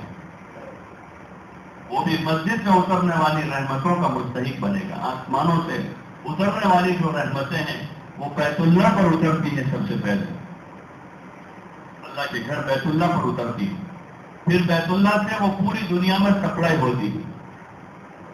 اور ساری دنیا میں جو بیت اللہ کی شاخائیں ہیں وہ مسجدیں ہیں. شاخا ہوتی ہے، شاخا جیسے گورنمنٹ کی کوئی امداد آتی ہے، सेंट्रल से स्टेट लेवल पर, फिर स्टेट से वो डिस्ट्रिक्ट में सप्लाई होगी। तो कहाँ जाएगी वो? जो उनके सेंटर होंगे वहां जाएगी, हमारे घर आती है। बोलो ना भाई, गवर्नमेंट की जो इमदाद आती है तो वो स्टेट से सप्लाई होती है तो हमारे घर आती है। कहाँ जाती हो? बोलो ना भाई। जो डिस्ट्रिक्ट में उनके ठिकाने हैं वहां पहुंचती है, फिर वहां से जो जो लोग मुस्तहिक होते हैं उनको देते हैं। बैतुल्लाह पर उतरने वाली रहमतें सप्लाई होती हैं, वो पूरी दुनिया की मस्जिदों में जाती है। फिर जिन लोगों का ताल्लुक मस्जिदों से है तो उनको वहां से हिस्सा मिलता है, उनको वो खैर पहुंचती है। और जब मस्जिदों से ताल्लुक खत्म हो जाता है तो उन खुसूसी रहमतों में आदमी के लिए जगह नहीं रहती। सबसे ज्यादा हमारा रास्ता मस्जिद से रहे, मस्जिदों को आबाद करें। हाँ, नमाज के अलावा भी मस्जिद में ठहरे। हमारे पास वक्त है, आदमी घर से निकला जुमा के दिन 11 बजे से निकला है जुमा की तैयारी करके, लेकिन किसी जगह दुकान पर, होटल पर, चौक पर, चौराहे पर खड़ा रहते रहते रहते रहते 1:45 बजे अजान हो रही है, फिर भी जाने को ही नहीं चाह। हालांकि चाहिए ऐसा कि जुमा के दिन आदमी आज फारिग रहे, 11 बजे से मस्जिद में आ जाए, कुछ पिछली नमाज़ें कज़ा करें, कुछ तौबा तिल्ला करे, अल्लाह के सामने का मुबारक देने हैं। जुमा के दिन एक घड़ी कबूलियत की होती है, सूरह कहफ पढ़ें, दुरूद शरीफ पढ़ें। कुछ नहीं है तो मस्जिद में पहली सफ में नहीं तो दूसरी सफ में जगह है तो वहां आदमी बैठकर ध्यान से अल्लाह करता रहे। अल्लाह के घर में आके बैठे, चौकों पर, चौराहों पर और होटलों पर एक बेफाम जिंदगी है। एक शरीफ इंसान, आप देखो कि आपके मोहल्ले के जो शरीफ लोग हैं, चाहे वो दीनदार भी नहीं है लेकिन शरीफ कहलाते हैं मुआशरे में, वो लोग आपके पास आकर नहीं बैठते वहां। अरे बैठते हैं चौकों पर, चौराहों पर, पान के गल्लों पर। दीनदार भी नहीं, बल्कि सिर्फ ईमान वालों में नहीं, गैर ईमान वालों में भी जो तबका जरा शरीफ तबका कहलाता है वो होटलों पर, चौकों पर, गल्लों पर नजर नहीं आएंगे आपको। ये सिर्फ दीनी फरीदा नहीं है, एक इंसानी होने के नाते हमारा फरीदा है कि हम अपने आप को बाजारी माहौल से, होटलों और चौकों और चौराहों, इधर उधर जहाँ वहां खाली आदमी बातें कर रहा है, सुन रहा है, बेफायदा, कोई फायदा नहीं, और जिंदगी बर्बाद कर रहा है। छोटे बच्चे उन्हीं के पीछे हैं, वो भी अपना कैरियर बर्बाद कर रहे हैं घूमने में, फिरने में, क्योंकि अब्बा भी उसी के आदी है, रात 12 बजे तक बैठे रहते हैं। बच्चा उससे कदम आगे जाता है, 12:30 बजे जाता है। अब्बा को रोजाना देखना है 100-200 रुपए ऐसे ही लायानी में खर्च करते हैं, वो उससे 2 कदम आगे होता है क्योंकि उसको थोड़ी कमाने जाना है, अब्बा के पास से लेने। तो हम वाकई अपने आप पर भी जुल्म कर रहे हैं, अपनी नस्ल पर जुल्म कर रहे हैं। हमसे बड़ा बेवकूफ कोई नहीं हो सकता दुनिया में। फुकट में आदमी, वक्त इतना कीमती सरमाया है कि वक्त का बदल दुनिया में कोई चीज नहीं। और वक्त को असमनो मिन अज़्ज़हर, सोने से, गोल्ड से ज्यादा कीमती चीज वक्त है। ये चौकों पर, चौराहों पर और लापरवाही के अड्डों पर खर्च करने की चीज नहीं। हाँ, वक्त बहुत कीमती है हमारे पास। इस वक्त में अल्लाह की याद में लगे, कुरान की तिलावत करें, अल्लाह का जिक्र करें, एक दूसरों को नसीहत और खैर की तरफ बुलावें। कश्तों में जमातें बनती हैं, मुलाकातों में जमातें जाकर उनके साथ हो जाओ।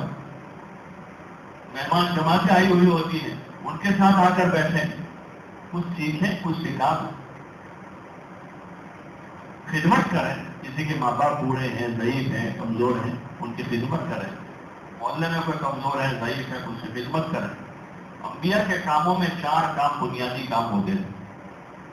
4 काम।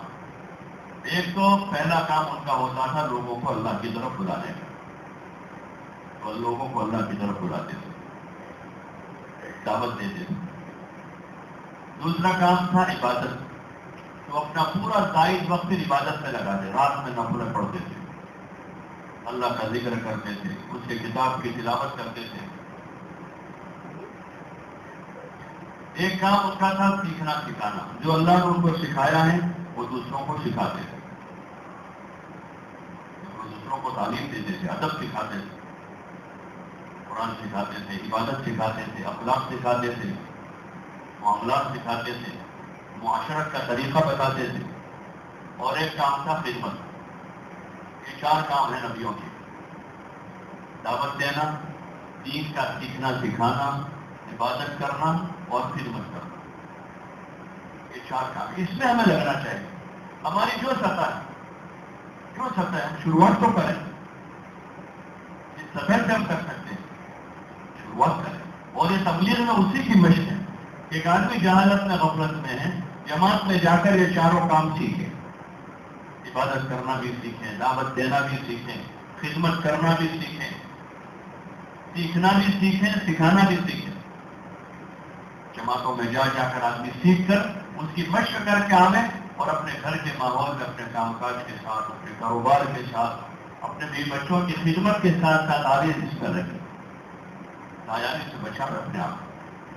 ہاں، جس قسم کی لایانی میں مشغول ہے، اور اگر گناہ ہے تو گناہ تو اس سے زیادہ بدتر چیز، گناہوں کے ماحول سے بچاوے۔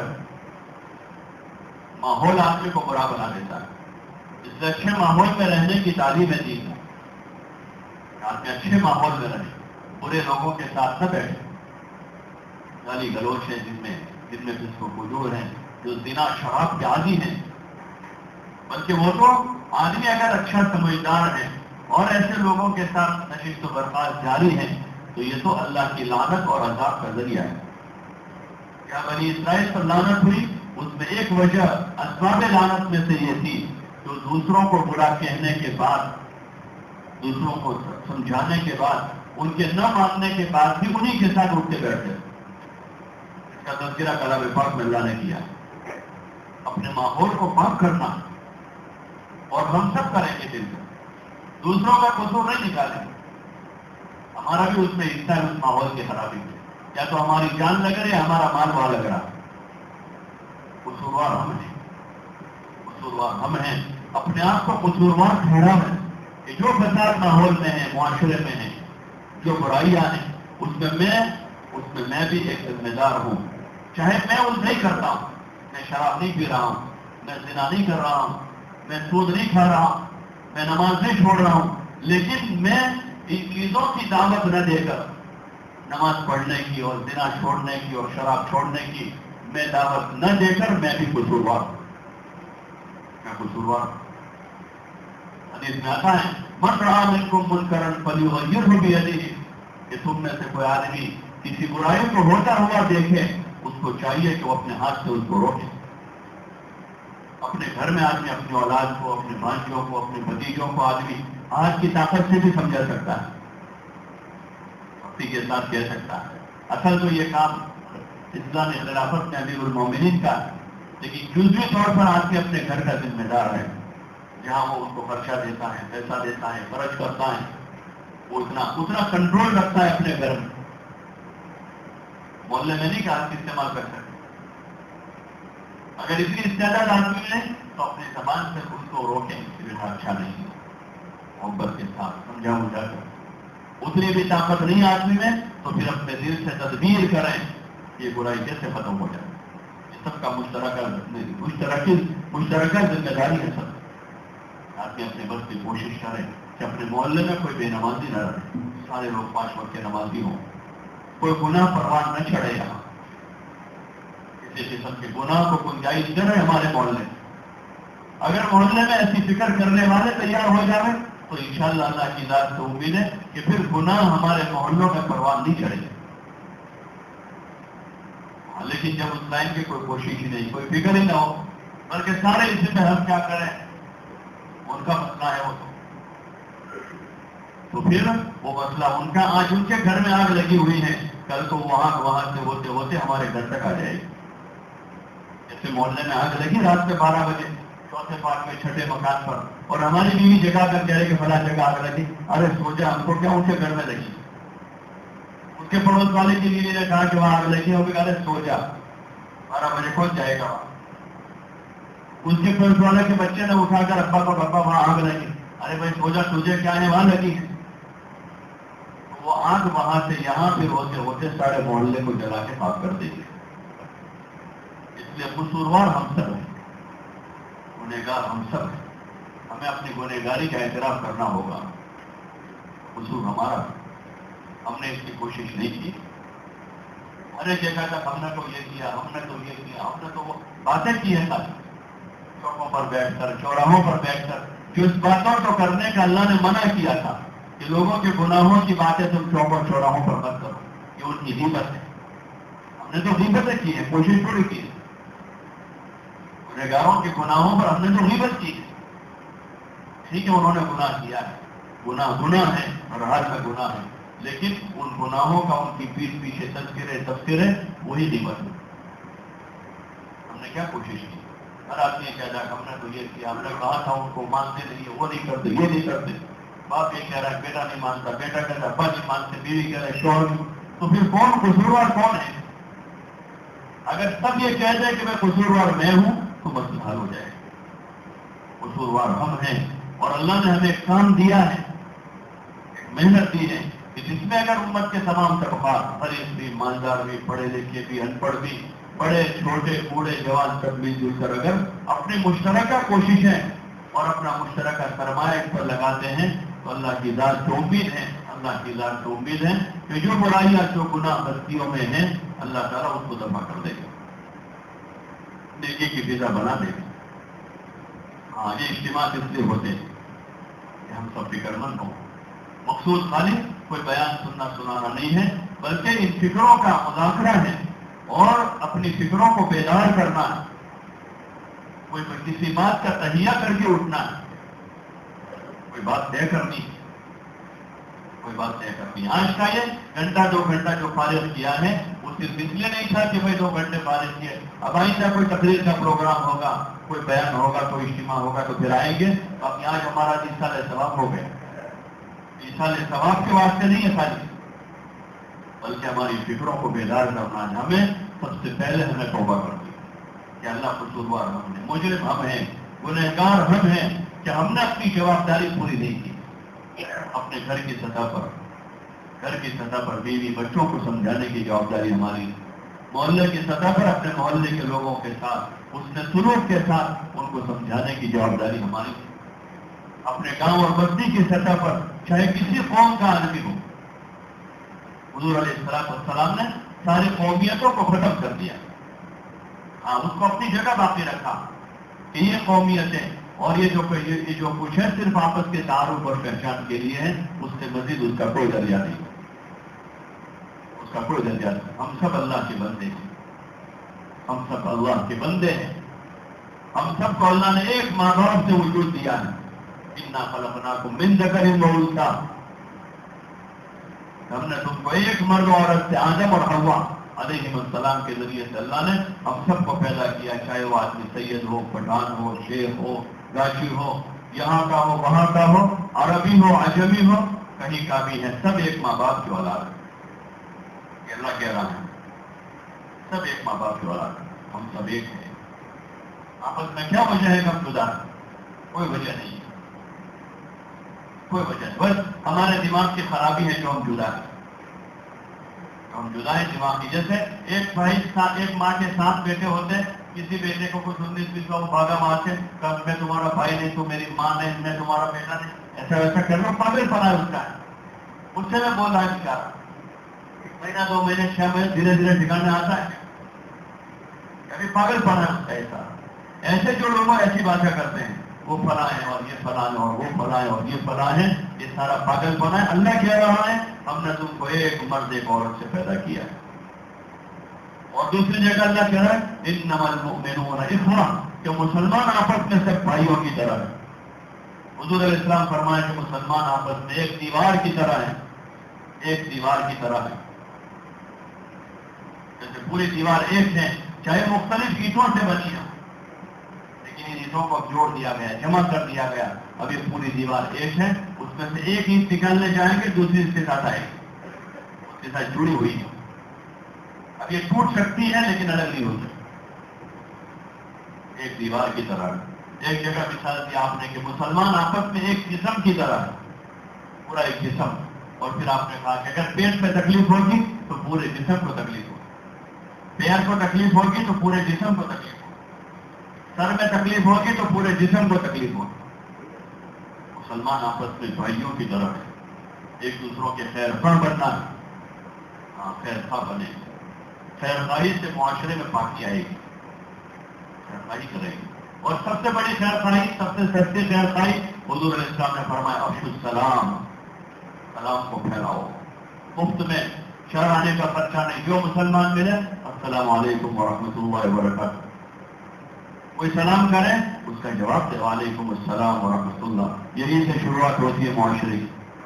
आदमी सबको सलाम करे, चार आने का खर्चा नहीं, चार आने का खर्चा नहीं है, फिर भी सलाम करने को जी नहीं चाहता। इतना गंदा दिल है ये, इतना गंदा दिल कि भाई गुजर रहा है वहां से, या हम गुजर रहे हैं, कोई मुसलमान वहां बैठा हुआ है और उसको सलाम करने को जी नहीं चाहता, और आदमी अपने आप को फरिश्ता समझता है। इससे बड़ा मुशरिक कौन होगा? इसको हुजूर अलैहिस्सलाम ने इतना सस्ता और इतना आसान नुस्खा बताया कि जहां जाओ वहां सलाम करो, अफ्शु सलाम।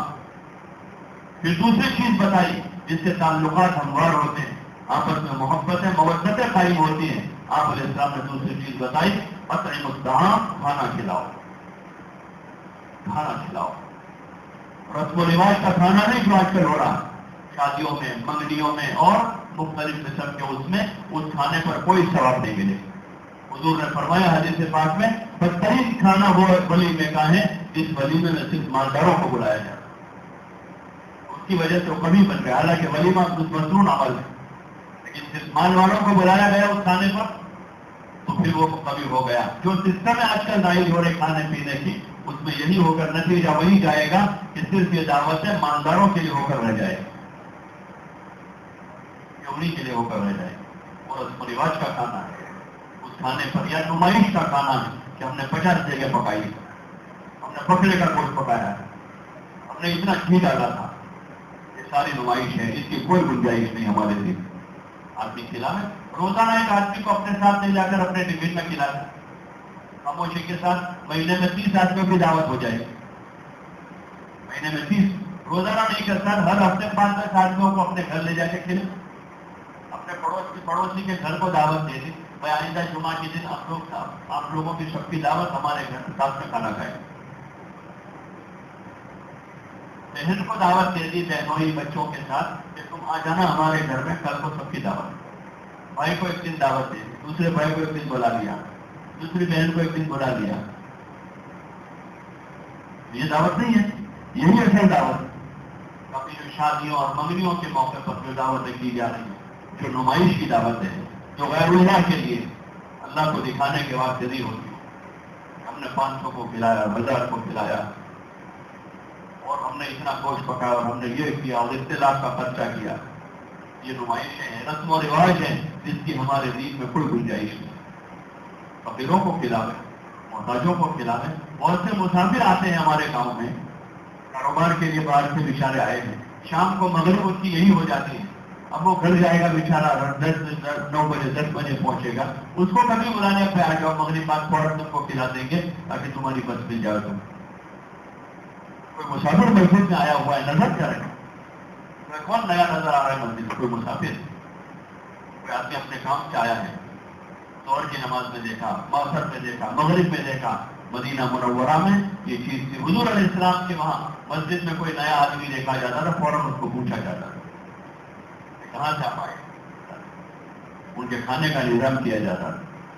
वो आदमी गरीब है तो उसकी मदद की जाती थी, मुसाफिर है उसके लिए सवारी का निजाम किया जाता था, मोहताज है उसकी जरूरत पूरी की जाती थी। ये इस्लामी मुआशरा जिसमें सलाम को फैलाना है, सलाम को फैलावे, खाना खिलावे, हाँ, और उसमें वाजिब हक सबसे पहले, वाजिब हक सबसे पहले। आदमी वहां लाखों रुपए का मकरूज है, लोगों का पैसा नहीं दे रहा है और शादी में 10 लाख का खर्चा कर रहा है। पहले तो पैसे देते लोगों जो तेरे पास मांगते हैं, जो उनका वाजिब हक वहां फर्ज है। या माँ बाप को साल भर खिलाने राजी नहीं, सकी माँ को, सके बाप को, और शादी के दिन पूरे गांव को खिला रहा है। कैसे अल्लाह राजी होगा कि इसके माँ बाप भी नाराज है, ये शादी में चाहे पूरी मखलूक की दावत कर दे, जिन्नात और इंसान जिन्नातों को भी खिला दे, अल्लाह इससे राजी नहीं हो सकता। کی ماں ناراض ہے. ہاں اگر بلا شرعی عذر کے ہے تو ٹھیک ہے، باقی اگر شرع ان کا حق ادا نہیں کر رہا ہے، ان کی خدمت نہیں کر رہا ہے اور ان کا بوجھ اپنے ذمے لیے ہیں، اور چاہے کتنی سخاوت کرے، اس کی سخاوت بارگاہ خداوندی میں قبول نہیں ہوتی. یہ مجرم ٹھہرے. لاکھوں روپے خرچ کر کے بھی اس کو عزت نہیں ملے گی.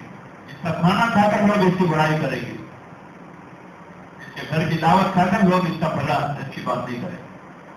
واجب حق دبائے ہوئے ہیں.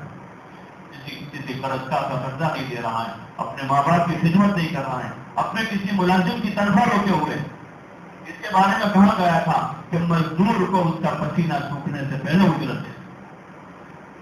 اس کا تو پسینہ سوکھ کے سوکھ گیا اور کہہ کہ اس کی زبان سوکھ گئی کہ شیخ صاحب میرے 10,000 باقی اس کے نہیں دے رہا ہے، اور یہاں 10 آدمیوں کا آدمی کھانا کھلا رہا ہے. اس کی کیسے دعوت اس کی قبول ہوگی اللہ سے؟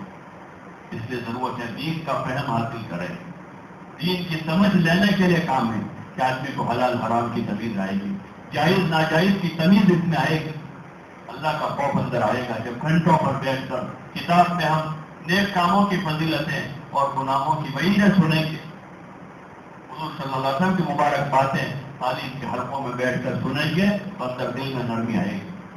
پھر آدمی حقوق ادا کرے گا، پھر آدمی نمائش کے پیچھے نہیں پڑے گا، نمائش نہیں کرے گا، پھر آدمی حق ادا کرے گا. ماں کا حق ہے، باپ کا حق ہے، خدمت ان کے حق میرے ذمے ہیں. یہ میرے بھائی بہن ہیں، بیچارے غریب ہیں. یہ ہو سکتا ہے کہ ایک بھائی کروڑ پتی دوسرا بھائی زکات دے رہا ہو. ارے ہو سکتا ہے کبھی اسلامی معاشرے میں ایک بھائی کروڑ پتی ہو اور دوسرا لوگوں سے زکات وصول کرے. کیسے ہو سکتا ہے؟ غیرت کے خلاف ہے آدمی کی غیرت کے خلاف ہے. ایک مالدار بھائی کا دوسرا بھائی زکات دے رہا ہو، ایک مالدار بھائی کی بہن زکات وصول کر رہی. کیسے غیرت گوارا کرے؟ آدمی اپنی اولاد پر، اپنی بیٹیوں پر لاکھوں روپے خرچ کرے اور بہن پر ہزاروں روپے نہیں کر سکتا. بہن زکات وصول کر رہی ہے اور بھائی کی بیٹی شادی میں 50 تولہ سونا لے کے رخصت ہو رہی ہے. اس کی شادی میں 10 لاکھ کا خرچہ ہو رہا ہے اور وہاں اس کی سگی بہن بیچاری اس کا چولہا چلانے میں اس کو زکات وصول کرنی پڑ رہی ہے. اسلامی معاشرے میں خیر خواہی ہے، ہمدردی ہے. زکات تو بخیل سے بخیل پر آدمی پر ہے. زکات جو ہے نا زکات، وہ تو سب سے بڑے بخیل پر 2.5% ہے. جو سب سے بڑا بخیل ہے اس کو کم از کم 2.5% زکات ادا کرے. باقی تو مال میں حقوق ہیں، ماں باپ کا، بھائیوں کا، بہنوں کا، رشتے داروں کا، پڑوسیوں کا. موقع بموقع مال میں دیگر حقوق ہیں.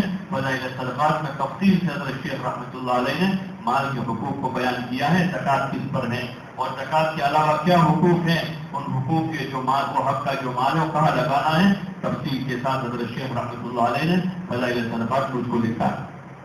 اس کو سنا ذرا. ہاں پھر ہمارے ہزاروں مسئلے اندر ہی اندر سلجھ جائیں گے، مال صحیح جگہ لگے گا، برکتوں کے ساتھ واپس آئے گا. اس لیے آپ حضرات سے گزارش کی کوشش کریں کہ اپنے سالانہ ماہانہ ترتیب قائم کر کے اللہ کے راستے میں ضرور وقت لگا دیں. اپنے سے زندگی نہ گزاریں، اپنی عادتوں کے بندے نہ بن جائیں، اپنی چاہتوں کے غلام نہ بن جائیں، ورنہ قبر میں اور آخرت میں بڑا پچھتاوا ہوگا. وہاں سے آدمی واپس نہیں آ سکے گا، واپس نہیں آ سکے گا. اپنی ترتیب قائم کر کے اللہ کے راستے میں ایک ماحول میں جا رہا. 4 مہینے آدمی مسجد کے ماحول میں ہے، دعوت کی فضا میں ہے، فرشتوں کے ماحول میں ہے، صبح شام تعلیم میں اللہ کے رسول کی آخرت کی باتیں ہیں. دل میں نرمی آتی ہے. پتھر دل لوگ نرم ہو جاتے ہیں. ہم نے دیکھا ہے پتھر دل آدمی تھا، جماعت میں نکلا 8 10 دن 15 دن نہیں ہوئے اس میں نرمی آ جاتی ہے، احساس پیدا ہو جاتا ہے. جو یہاں کسی کے مارنے سے نہیں روتا تھا، وہاں بغیر کسی کے مارے خالی کتاب میں کوئی وہی سنتا ہے تو وہ ایسے روتا ہے تو چپ نہیں رہ پاتا، راتوں میں اٹھ کے روتا ہے کہ اللہ میرا کیا ہوگا. یہاں جس کو احساس پیدا نہیں ہوا اپنے گناہوں کا، وہاں نکل کر آدمی کو احساس پیدا ہوتا ہے. آدمی روتا ہے کہ اللہ مجھے معاف کر دے، میں گنہگار ہوں، میں نے بہت خطائیں کی، میں نے بہت سارے حق دبائے ہیں. توبہ کی توفیق آدمی کو ہو جاتی ہے. اس لیے کوشش کریں، وقت لگاویں، 4 مہینے لگاویں، اس کو زیادہ نہ سمجھیں. ہاں دنیا کے خاطر لوگوں کے سال سال لگتے ہیں، کوئی بھی کام سال لگائے بغیر جمتا نہیں ہے. ہمارے اندر نیند میں جماؤ پیدا کرنا ہے. 4 مہینے بہت تھوڑی مدت ہے، زیادہ نہیں ہے. اپنی ترتیبیں قائم کریں، اللہ کے راستے میں نکلیں. پھر سال میں چلنا لگا، اپنی ضرورت سمجھ کر سامنے سے آئے. تشکیل والے بار بار آ رہے، 1 مرتبہ 2 مرتبہ 4 مرتبہ 10 مرتبہ. یہ تو ہم شکر ادا کریں کہ اللہ نے ایک نظام قائم کیا ہے کہ اللہ کے بندے اس طرح وقت فارغ کر کے ہمارے پاس آ رہے ہیں. ہم شکر کریں کہ لوگ جماعتوں میں نکل کر ہماری بستیوں میں آ رہے ہیں. ورنہ جتنے ہم مصروف ہیں اپنے گھروں میں اتنے سبھی مصروف ہیں. وہ جو نکل کر آ رہے ہیں ہم شکر کریں، اللہ کا انعام سمجھیں کہ یہ لوگ یاد دہانی کے طور پر ہمارے گھروں پر، ہماری دکانوں پر، ہمارے مارکیٹوں میں، ہمارے بازاروں میں، کبھی رات میں، کبھی دن میں، کبھی شام کو ہم نہیں مل پاتے، صبح تو رات کو آتے. شکر کریں کہ اللہ بھیج رہا ہے کسی کو ہمارے پاس بھیجنا ہے جو ہم سے اجرت نہیں چاہتے، جو آپ سے کھانے پینے کا سوال نہیں کرتے، جو اپنا پیٹ پالنے کے لیے آپ سے پیسہ نہیں مانگتے. اللہ کے بندے آتے ہیں مہمان بن کر آپ کی بستیوں میں. یہ اللہ کے بھیجے ہوئے ہیں، اللہ کے بھیجے، اس کو بوجھ نہ سمجھیں. ہاں لیکن کیونکہ ہماری بے دینی اور نفس و شیطان کا جو غلبہ ہمارے اوپر ہے، جب کوئی ملاقات میں آتا ہے تو وہی پڑتا ہے. یہ اچھی علامت نہیں ہے. حالانکہ وہ ہم سے بات کریں گے، دین کی بات کریں گے، ایمان کی بات کریں گے، آخرت کی بات کریں گے، اللہ کے راستے میں جانے کی بات کریں گے. اور تو کیا کریں گے؟ پان کے گلوں پر، چوکوں پر، چوراہوں پر مداری کا کھیل ہوتا ہے تو آدھا گھنٹے لوگ کھڑے ہو جاتے ہیں. اور یہ کرکٹ اور دیگر پتہ نہیں کتنے قسم کی لایاریوں میں گھنٹوں لوگ لگا دیتے ہیں. اور جب اللہ کی نسبت پر کوئی بھائی ہمارے پاس ملاقات کے لیے آ رہا ہے تو ہم کو برا لگا. آدمی اس میں نفس نکالنا شروع کرتا ہے اس کی ذات میں. کون فرشتہ ہے دنیا میں؟ فرشتے، انسان ہے. انسان بھولوں سے بھرا ہوا. گجراتی میں کہاوت ہے، مانو ماترم اور بھولنے پاترم. گجراتی میں کہتے ہیں مانو ماترم بھولنے پاترم. کون ہے جو دنیا میں کہے کہ میں صاف ستھرا ہوں؟ کون کہہ سکتا ہے؟ معصوم انبیاء تھے، معصوم انبیاء تھے. ابھی ہم سب گنہگار ہیں. کسی کی کہیں تو کسی کی کہیں چوک ہو رہی ہے، کسی کی نماز میں تو کسی کی زکات میں ہو رہی ہے. ہم سب قصوروار ہیں. اب جو بھی ہے تو ہم سب اچھا ہی ہیں. دوسروں سے خیرخواہی کریں. ایک بیمار دوسرے بیمار کو کھانا دے رہا ہے، جو میں بیمار ہے تو میں اس کے ہاتھ سے نہیں روکا، ایسا کہے گا. ایک شرابی کسی کو صاف ستھرا پانی کا گلاس پیاسے کو دے رہا ہے، نہیں لے گا وہ.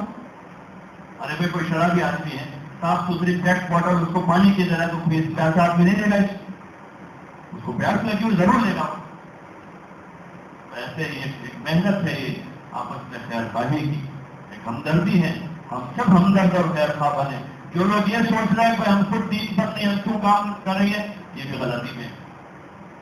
عدالت نے حضور سے پوچھا تھا، یا رسول اللہ، کیا کس نیکی میں جو نیکی ہم نہ کر رہے ہوں کیا ہم اس کی دوسروں کو دعوت دیں؟ تو حضور نے کہا ضرور دعوت دو، ضرور دعوت دو. وہ دعوت دینے سے دھیرے دھیرے دھیرے آدمی اس نیکی کا عادی ہو جائے گا. جو لوگ یہ سمجھتے ہیں ہمارا خود کا تو ٹھکانا نہیں اور ہم کیا کہیں میں جا رہے، ملاقاتوں میں جا رہے، جماعت میں جا رہے. بھائی ہمارا ٹھکانا ہو جائے اس لیے جانا ہے، اس لیے جانا ہے. اور جن کا ٹھکانا نہیں وہ ہمارے پاس آ رہے ہیں تو بھائی ہم اس کو اللہ کا مہمان سمجھے کہ ایک شرابی کسی کو صاف ستھری پانی کی بوتل پیاسے کو دیتا ہے تو شرابی کا ہاتھ نہیں دیکھتا، پانی دیکھتا ہے. پانی صاف ستھرا ہے، پیٹ بوتل پانی. یہ ایسے کہنے والا گنہگار ہے لیکن اس کی بات اچھی. وہ نماز نہیں کہہ رہا ہے، وہ ہم کو سچائی کی بات کہہ رہا ہے، وہ ہم کو حضور کی سنت کی طرف بلا رہا ہے. اگر آپ پیمانہ وہ بنا لیں گے تو پھر کام مشکل ہو جائے گا. اس کے لیے آپ حضرات سے گزارش ہے، سب طے کرو کہ انشاءاللہ دین کی محنت میں لگیں گے. بھائی لگو گے انشاءاللہ؟ کون کون لگیں گے؟ اللہ تعالیٰ سب کے لیے آسان فرماوے، اللہ سب کے لیے قبول فرماوے. ایک مجمع تو وہ ہے جو بھی چلے شاپ لینے کے لیے تیار ہو کر آئے ہیں. تقریباً 9 جماعتیں ہیں جو ابھی اس اجتماع سے روانہ ہو رہی ہے. اللہ تعالیٰ مبارک فرماوے، قبول فرماؤ. اس وقت کی سفرہ تفریح میں یہ اللہ کا فضل ہے کہ جماعتیں پورے ملک میں کام کر رہی ہیں. لوگوں میں ڈر ہے، سہم ہے، خوف ہے، لیکن اللہ کا کام ہے، اللہ اپنے بندوں سے کروا رہا ہے. اس لیے آپ حضرات سے گزارش طے کریں انشاءاللہ کہ دین کے کام کو ضرور کریں. بھائی کریں گے انشاءاللہ. آگے رمضان کا مبارک مہینہ آ رہا ہے. یہ جتنی باتیں میں نے عرض کی ہیں وہ ساری ہماری پوری زندگی کے لیے، اور رمضان خصوصاً ایک سیزن ہے. رمضان کی قدر کریں، اس کو ضائع نہ کریں، ابھی سے تیاری کریں۔ حضور علیہ السلام دعا مانگتے کہ اللہم کلمنا برمضان وسلم رمضان لنا، یا اللہ رمضان کو ہمارے حق میں صحیح ثابت کر دے اور ہمیں رمضان کے حق میں صحیح ثابت کر دے۔ ابھی سے دعا مانگے اللہ سے کہ اللہ صحت دے، قوت دے، روزہ رکھنے کی ہمت دے، ابھی سے مینٹلی اپنے آپ کو تیار کریں۔ بہت سے لوگ روزہ چھوڑ دیتے ہیں گرمی کی وجہ سے، حالانکہ فریضہ ہے، اللہ کو پتا ہے، اللہ کو پتا ہے۔ 6-6 7-7 سال کے بچے روزے رکھتے ہیں، 8-8 10-10 سال کے بچے پورے مہینے کے روزے رکھتے ہیں، ان کو مامت بنا کرتے ہیں، بھوکے رہتے ہیں۔ اور بعض محروم اور قسمت، ان کی قسمت ٹوٹی ہوئی 20-20 سال 25-25 سال کی 40-40 سال کی عمر ہے، ہٹے کٹے تندرست پہلوان جیسے سال بھر کھاتے پیتے اللہ کی کروڑوں نعمتیں استعمال کر کے رمضان آ کر کہتے ہیں ہم سے روزہ نہیں رکھا جائے۔ قسمت ٹوٹی ہوئی ہے۔ جس روزے سے اللہ ملتا ہے، اللہ کہتا ہے کہ روزے کا بدلہ میں خود ہوں، روزے کا بدلہ میں خود ہوں، اور اللہ نے سہولتیں کر رکھی۔ یہ نہیں کہا کہ روزہ رکھ کے تم مزدوری کرے جاتے تب تمہارا روزہ قبول ہوگا۔ روزہ رکھ کے آپ کو سوتا رہے کیا حرج؟ نمازیں پڑھے وقت پر 5 وقت، زیادہ نہیں ہمت ہو رہی ہے باہر نکلنے 5 وقت کی نماز پڑھے، اللہ کے گھر میں رہے۔ بہت سے بھائی ایسے ہیں جو رمضان میں یہی کرتے ہیں کہ 10-11 بجے تک سو لیے، پھر 11 بجے مسجد میں آ گئے، قرآن پڑھتے رہے، زور تک پڑھا، زور کی نماز پڑھی، مسجد میں ٹھہر گئے، عصر کی وقت ہوا، عصر کی نماز پڑھی، تلاوت کے لیے بیٹھ گئے، مغرب کے وقت سے پہلے سے چلے گئے، پھر کھا پی کے فارغ ہو کے تراویح میں آ گئے۔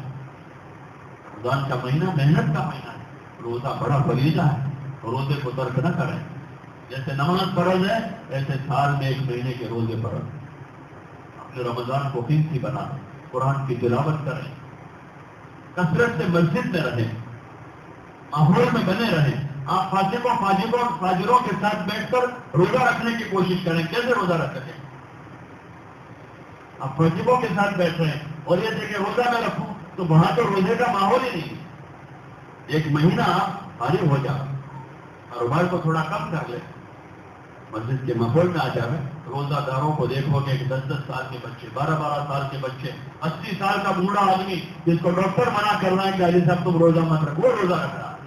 جب ان کو دیکھیں گے مسجد میں تو ہم کو شرم آئے گی کہ میں تو 25 سال کا جوان ہوں، ہٹا کٹا تندرست ہوں، میرے بال میں بھی روگ نہیں، اندر غیرت آئے گی۔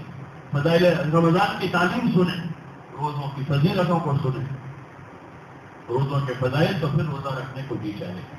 اس لیے گزارش ہے رمضان کی قدر کریں، اس کو ضائع نہ کریں، تلاوت کریں، رمضان میں کثرت سے تلاوت کریں، قرآن کا مہینہ ہے، جتنے اللہ توفیق دے 2 پارے 4 پارے 10 پارے خود کی تلاوت کریں، گھر والوں کو بھی تلاوت کرنا ہے۔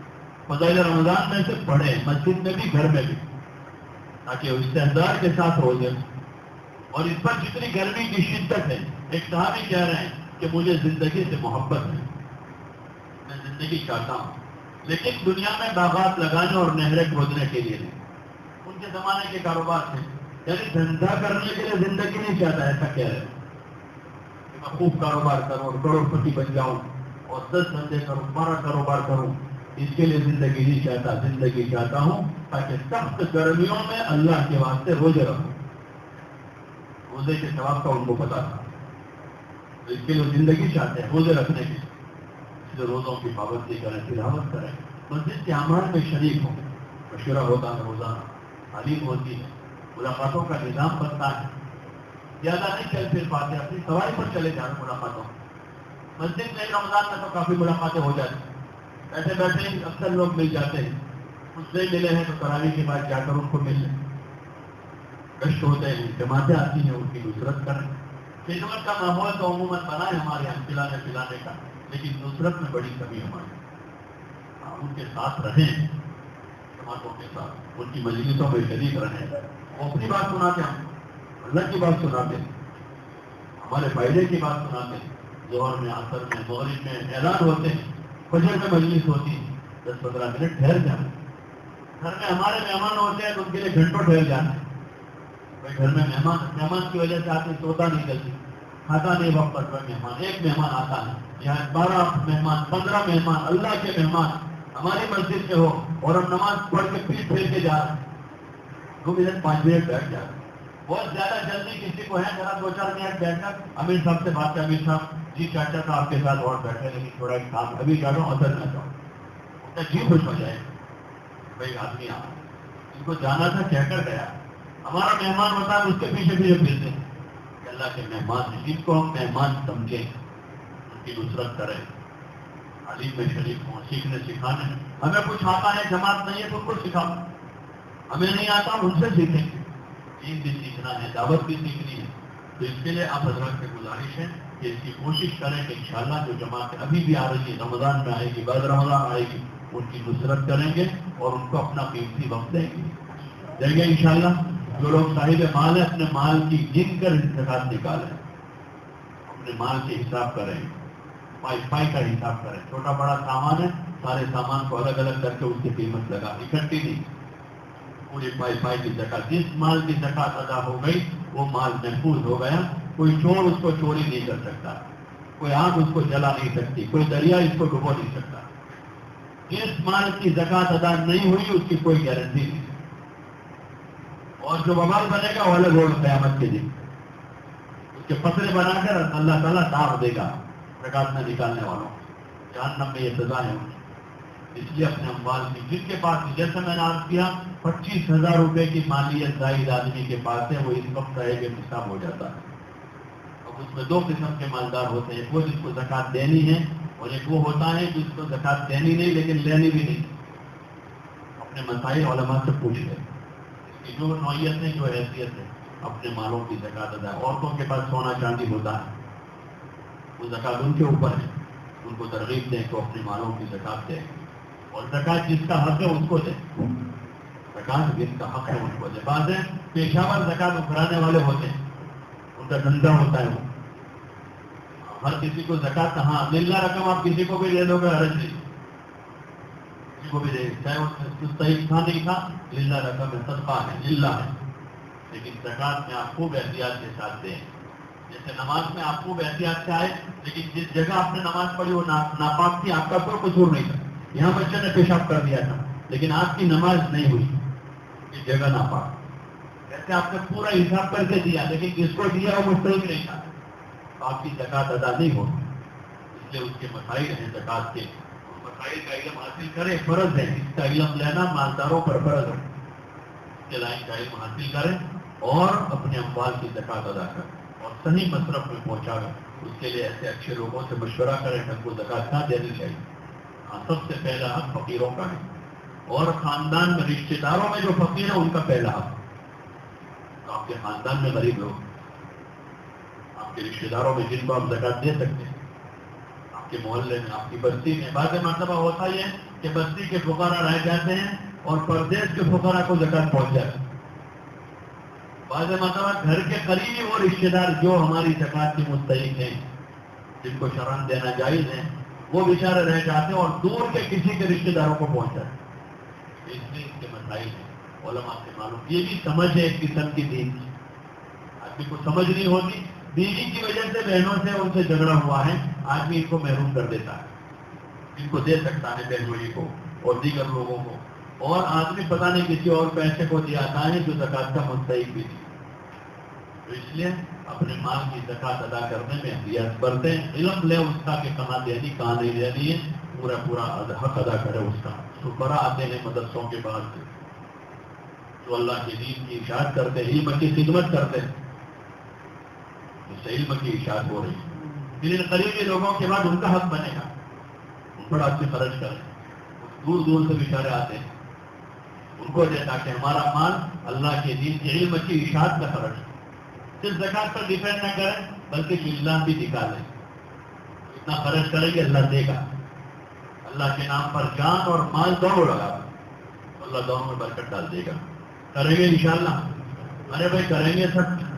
ہماری مبارک آ رہا ہے رمضان میں آج صبح بھی فجر کی مجلس میں تشکیلیں ہوئی کہ جو ہمارے رشتےدار قسم کے ساتھی ہیں مسجدوں میں جو سال بھر کام کرتے ہیں وہ یہ طے کریں کہ رمضان کے مہینے میں 1 سے 3 مرتبہ 4 مرتبہ 3 دن لگائیں گے. ایسی نیتیں بہت نے کی. اس میں بھی بہت سے ہوں گے کوئی سال بھر تو زیادہ نہیں جا پاتے 3 دن نہیں لگا پاتے ہر مہینے. لیکن رمضان آ رہا ہے تو انشاءاللہ 1 سے 2.5 مرتبہ 2 مرتبہ 3 مرتبہ 4 مرتبہ 3 دن لگائیں گے. لگاؤ گے انشاءاللہ؟ ارے بھائی لگاؤ گے؟ کون کون لگائے؟ سر برابر کرو اوپر سبھی نہیں ہے سر. اللہ سب کے لیے آسان کر دے. آپ کی جیسی نیت اللہ ایسا آسان کرے گا. اس لیے آپ شروع رمضان نہیں جو ہے بلکہ ابھی سے ہی اپنی مسجد کے ساتھیوں سے مل کر اپنا روزہ طے کر لیں گے. پہلی مرتبہ جائیں گے مثلا 3 روزے کو، 4 روزے کو، دوسری مرتبہ جائیں گے 11ویں روزے میں، 12ویں روزے میں، تیسری مرتبہ چلے جائیں گے 22 کے رمضان کو، 23 رمضان کو. تو ہر 10 دن میں 7 دن گھر رہو گے، 3 دن جماعت کرو. اور تو اس میں ہوں گے جو 3 پارے کی تراویح سنتے ہیں. اب تو عموماً تقریباً ہر گاؤں میں 3 پارے ہو گئے، سب جگہ ہوتے ہی. تو عیدگاہ جاؤ گے تو وہاں 3 پارے میں پڑھ لینا. یہاں ہو گئے تو وہی پارے ہوں گے. تو یہ عذر مت کرنا کہ ہم 3 پارے میں اس سے پہلے 10 دن نہیں جائیں گے، بلکہ ترتیب اپنے قائم کر لیں اور ہر 10 میں سے 7 دن گھر رہیں، 3 دن جماعت میں لگاؤ گے. تو اس سے فائدہ یہ ہوگا کہ آپ کے ذریعے سے بہت سارے مسلمان جو روزہ نہیں رکھتے روزہ رکھنے والے بنے. بہت سارے. ایک بار ہم 3 دن رمضان میں گئے، ہمارے محلے سے ایک آدمی 58 سال کی عمر کے مرحوم انتقال ہو گئے، اللہ اس کی مغفرت فرمائے. تو ہم لوگ گئے، دوسرے دن میں ان کے ساتھ بیٹھا، میں نے پوچھا کیا فائدہ ہوا، کیونکہ بہت دنوں کے بعد نکلے تھے وہ جماعت. تو اس نے کہا کہ میری عمر اس وقت 57 سال کی کچھ ہو رہی تھی کہ زندگی میں پہلا روزہ کل رکھا ہے، پہلا روزہ رکھا. تو یہ فائدہ ہوتا ہے نکلنے والوں کو بھی. بہت سے وہ ہیں جو یہاں رہ کر ماحول نہ ملنے کی وجہ سے روزے تراویح میں سستی کرتے ہیں. یہاں جائیں گے دیہاتوں میں، بستیوں میں، وہاں بہت سے مسلمان ایسے ملیں گے جن کی روزوں میں تراویح میں تو 99%، 95% کہیں تو غلط نہیں ہوگا، 95% تو سستی ہوتی. 2-4 دن 4-5 دفعے ہوتے ہوتے پھر وہی 2-2.5 سب پر آ کے اٹک جاتا ہے. اب حالانکہ تراویح بڑی چیز ہے، رات کی عبادت خصوصی عبادت ہو. رمضان حضور علیہ السلام نے خود عبادت کی، صحابہ نے کی، اور وہاں سے لے کر آج تک تراویح چلتی آ رہی ہے. تو اس لیے وہاں جائیں گے تو پابندی سے پڑھ پائیں گے. تو وہ ایک عادت ہوتی رہے گی. دھیرے دھیرے اللہ تعالیٰ گھر رہ کر بھی ان عبادتوں میں مشغول ہونے والا بنا دے گا. تو اس لیے سب طے کرو انشاءاللہ کہ ماہ مبارک کی اپنی ترتیب بنا کر اپنی مسجد کی جماعت کے ساتھیوں کے ساتھ لکھا دیں گے. ہم 2 رمضان سے 3 رمضان سے پھر 12-13 رمضان سے پھر اسی طرح 22 کے 25 رمضان سے ہم تیار ہیں اور اپنی ترتیب خود بنائیں، اپنے دوستوں اور ساتھیوں کو بھی تیار کریں اگر اللہ کے راستے میں نکل کر ہمارا رمضان بھی اچھا ہو جائے، روزوں کی پابندی ہو جائے، تراویح کی پابندی ہو، اور ہمارے دن ہماری راتیں اللہ کی عبادت میں اور دین کی دعوت میں اس مبارک مہینے کی ترش ہوگی. علماء نے لکھا جس کا رمضان اچھا گزرے گا اس کا سال اچھا گزرے گا. کریں گے اس کی فکر. اپنے گھروں میں بھی عورتوں کو فکر مند کریں. جن باتوں کا مذاکرہ ہوا ہے اپنی عورتوں سے بھی کریں. نماز روزے کی، زکات کی، رمضان کی، عبادت کی، ان کو بھی تلقین کریں. ابھی سے گھروں میں فضائل رمضان پڑھنا شروع کر دیں. گھر کی تعلیم، فضائل نماز، فضائل ذکر، فضائل قرآن، فضائل تبلیغ کے ساتھ ساتھ فضائل رمضان کی حدیث ابھی سے پڑھنا شروع کریں تاکہ گھر میں بھی سب کو شوق پیدا ہو، رغبت پیدا ہو. جو جوان بچے بچیاں ہیں ان کو تو ضرور روزے رکھوا ابھی سے. جوان لڑکا اگر 15 سال کا روزہ نہیں رکھ رہا ہے تو اس کو ابھی سے تاکید کریں. باپ کے دل میں انگیز کریں اپنے گھر میں دی روزہ فرض، نماز فرض. جو چھوٹے بچے ہیں ان کی استعداد دیکھیں. بعضوں کو رغبت شوق ہوتی، ان کی استعداد نہیں ہوتی، سمجھا بجھا کر ان کو کچھ روزے رکھوا لیں، باقی چھوڑوا. 6 سال کا 7 سال کا ہے، گرمی ہوتی ہے ابھی تو ان کی استعداد دیکھیں.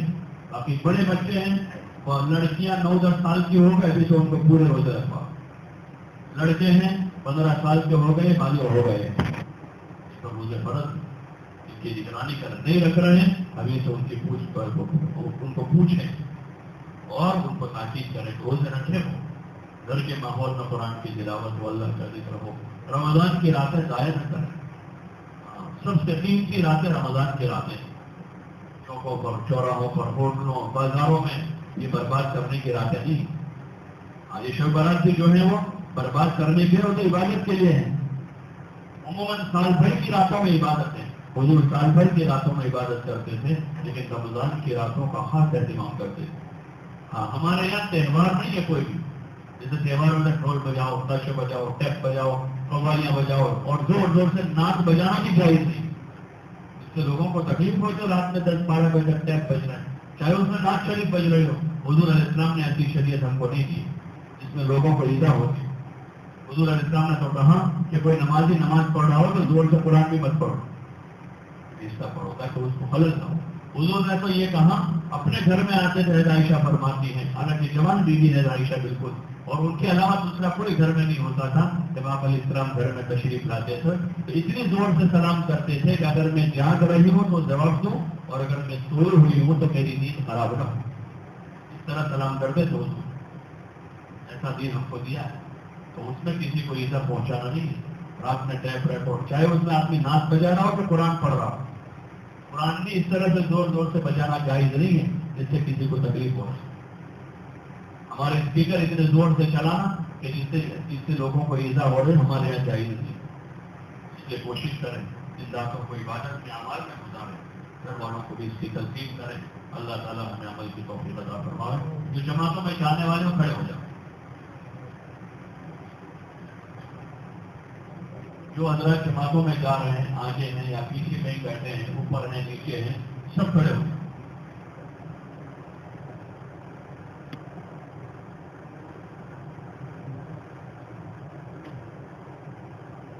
आप लोग आगे आए, मैं इसके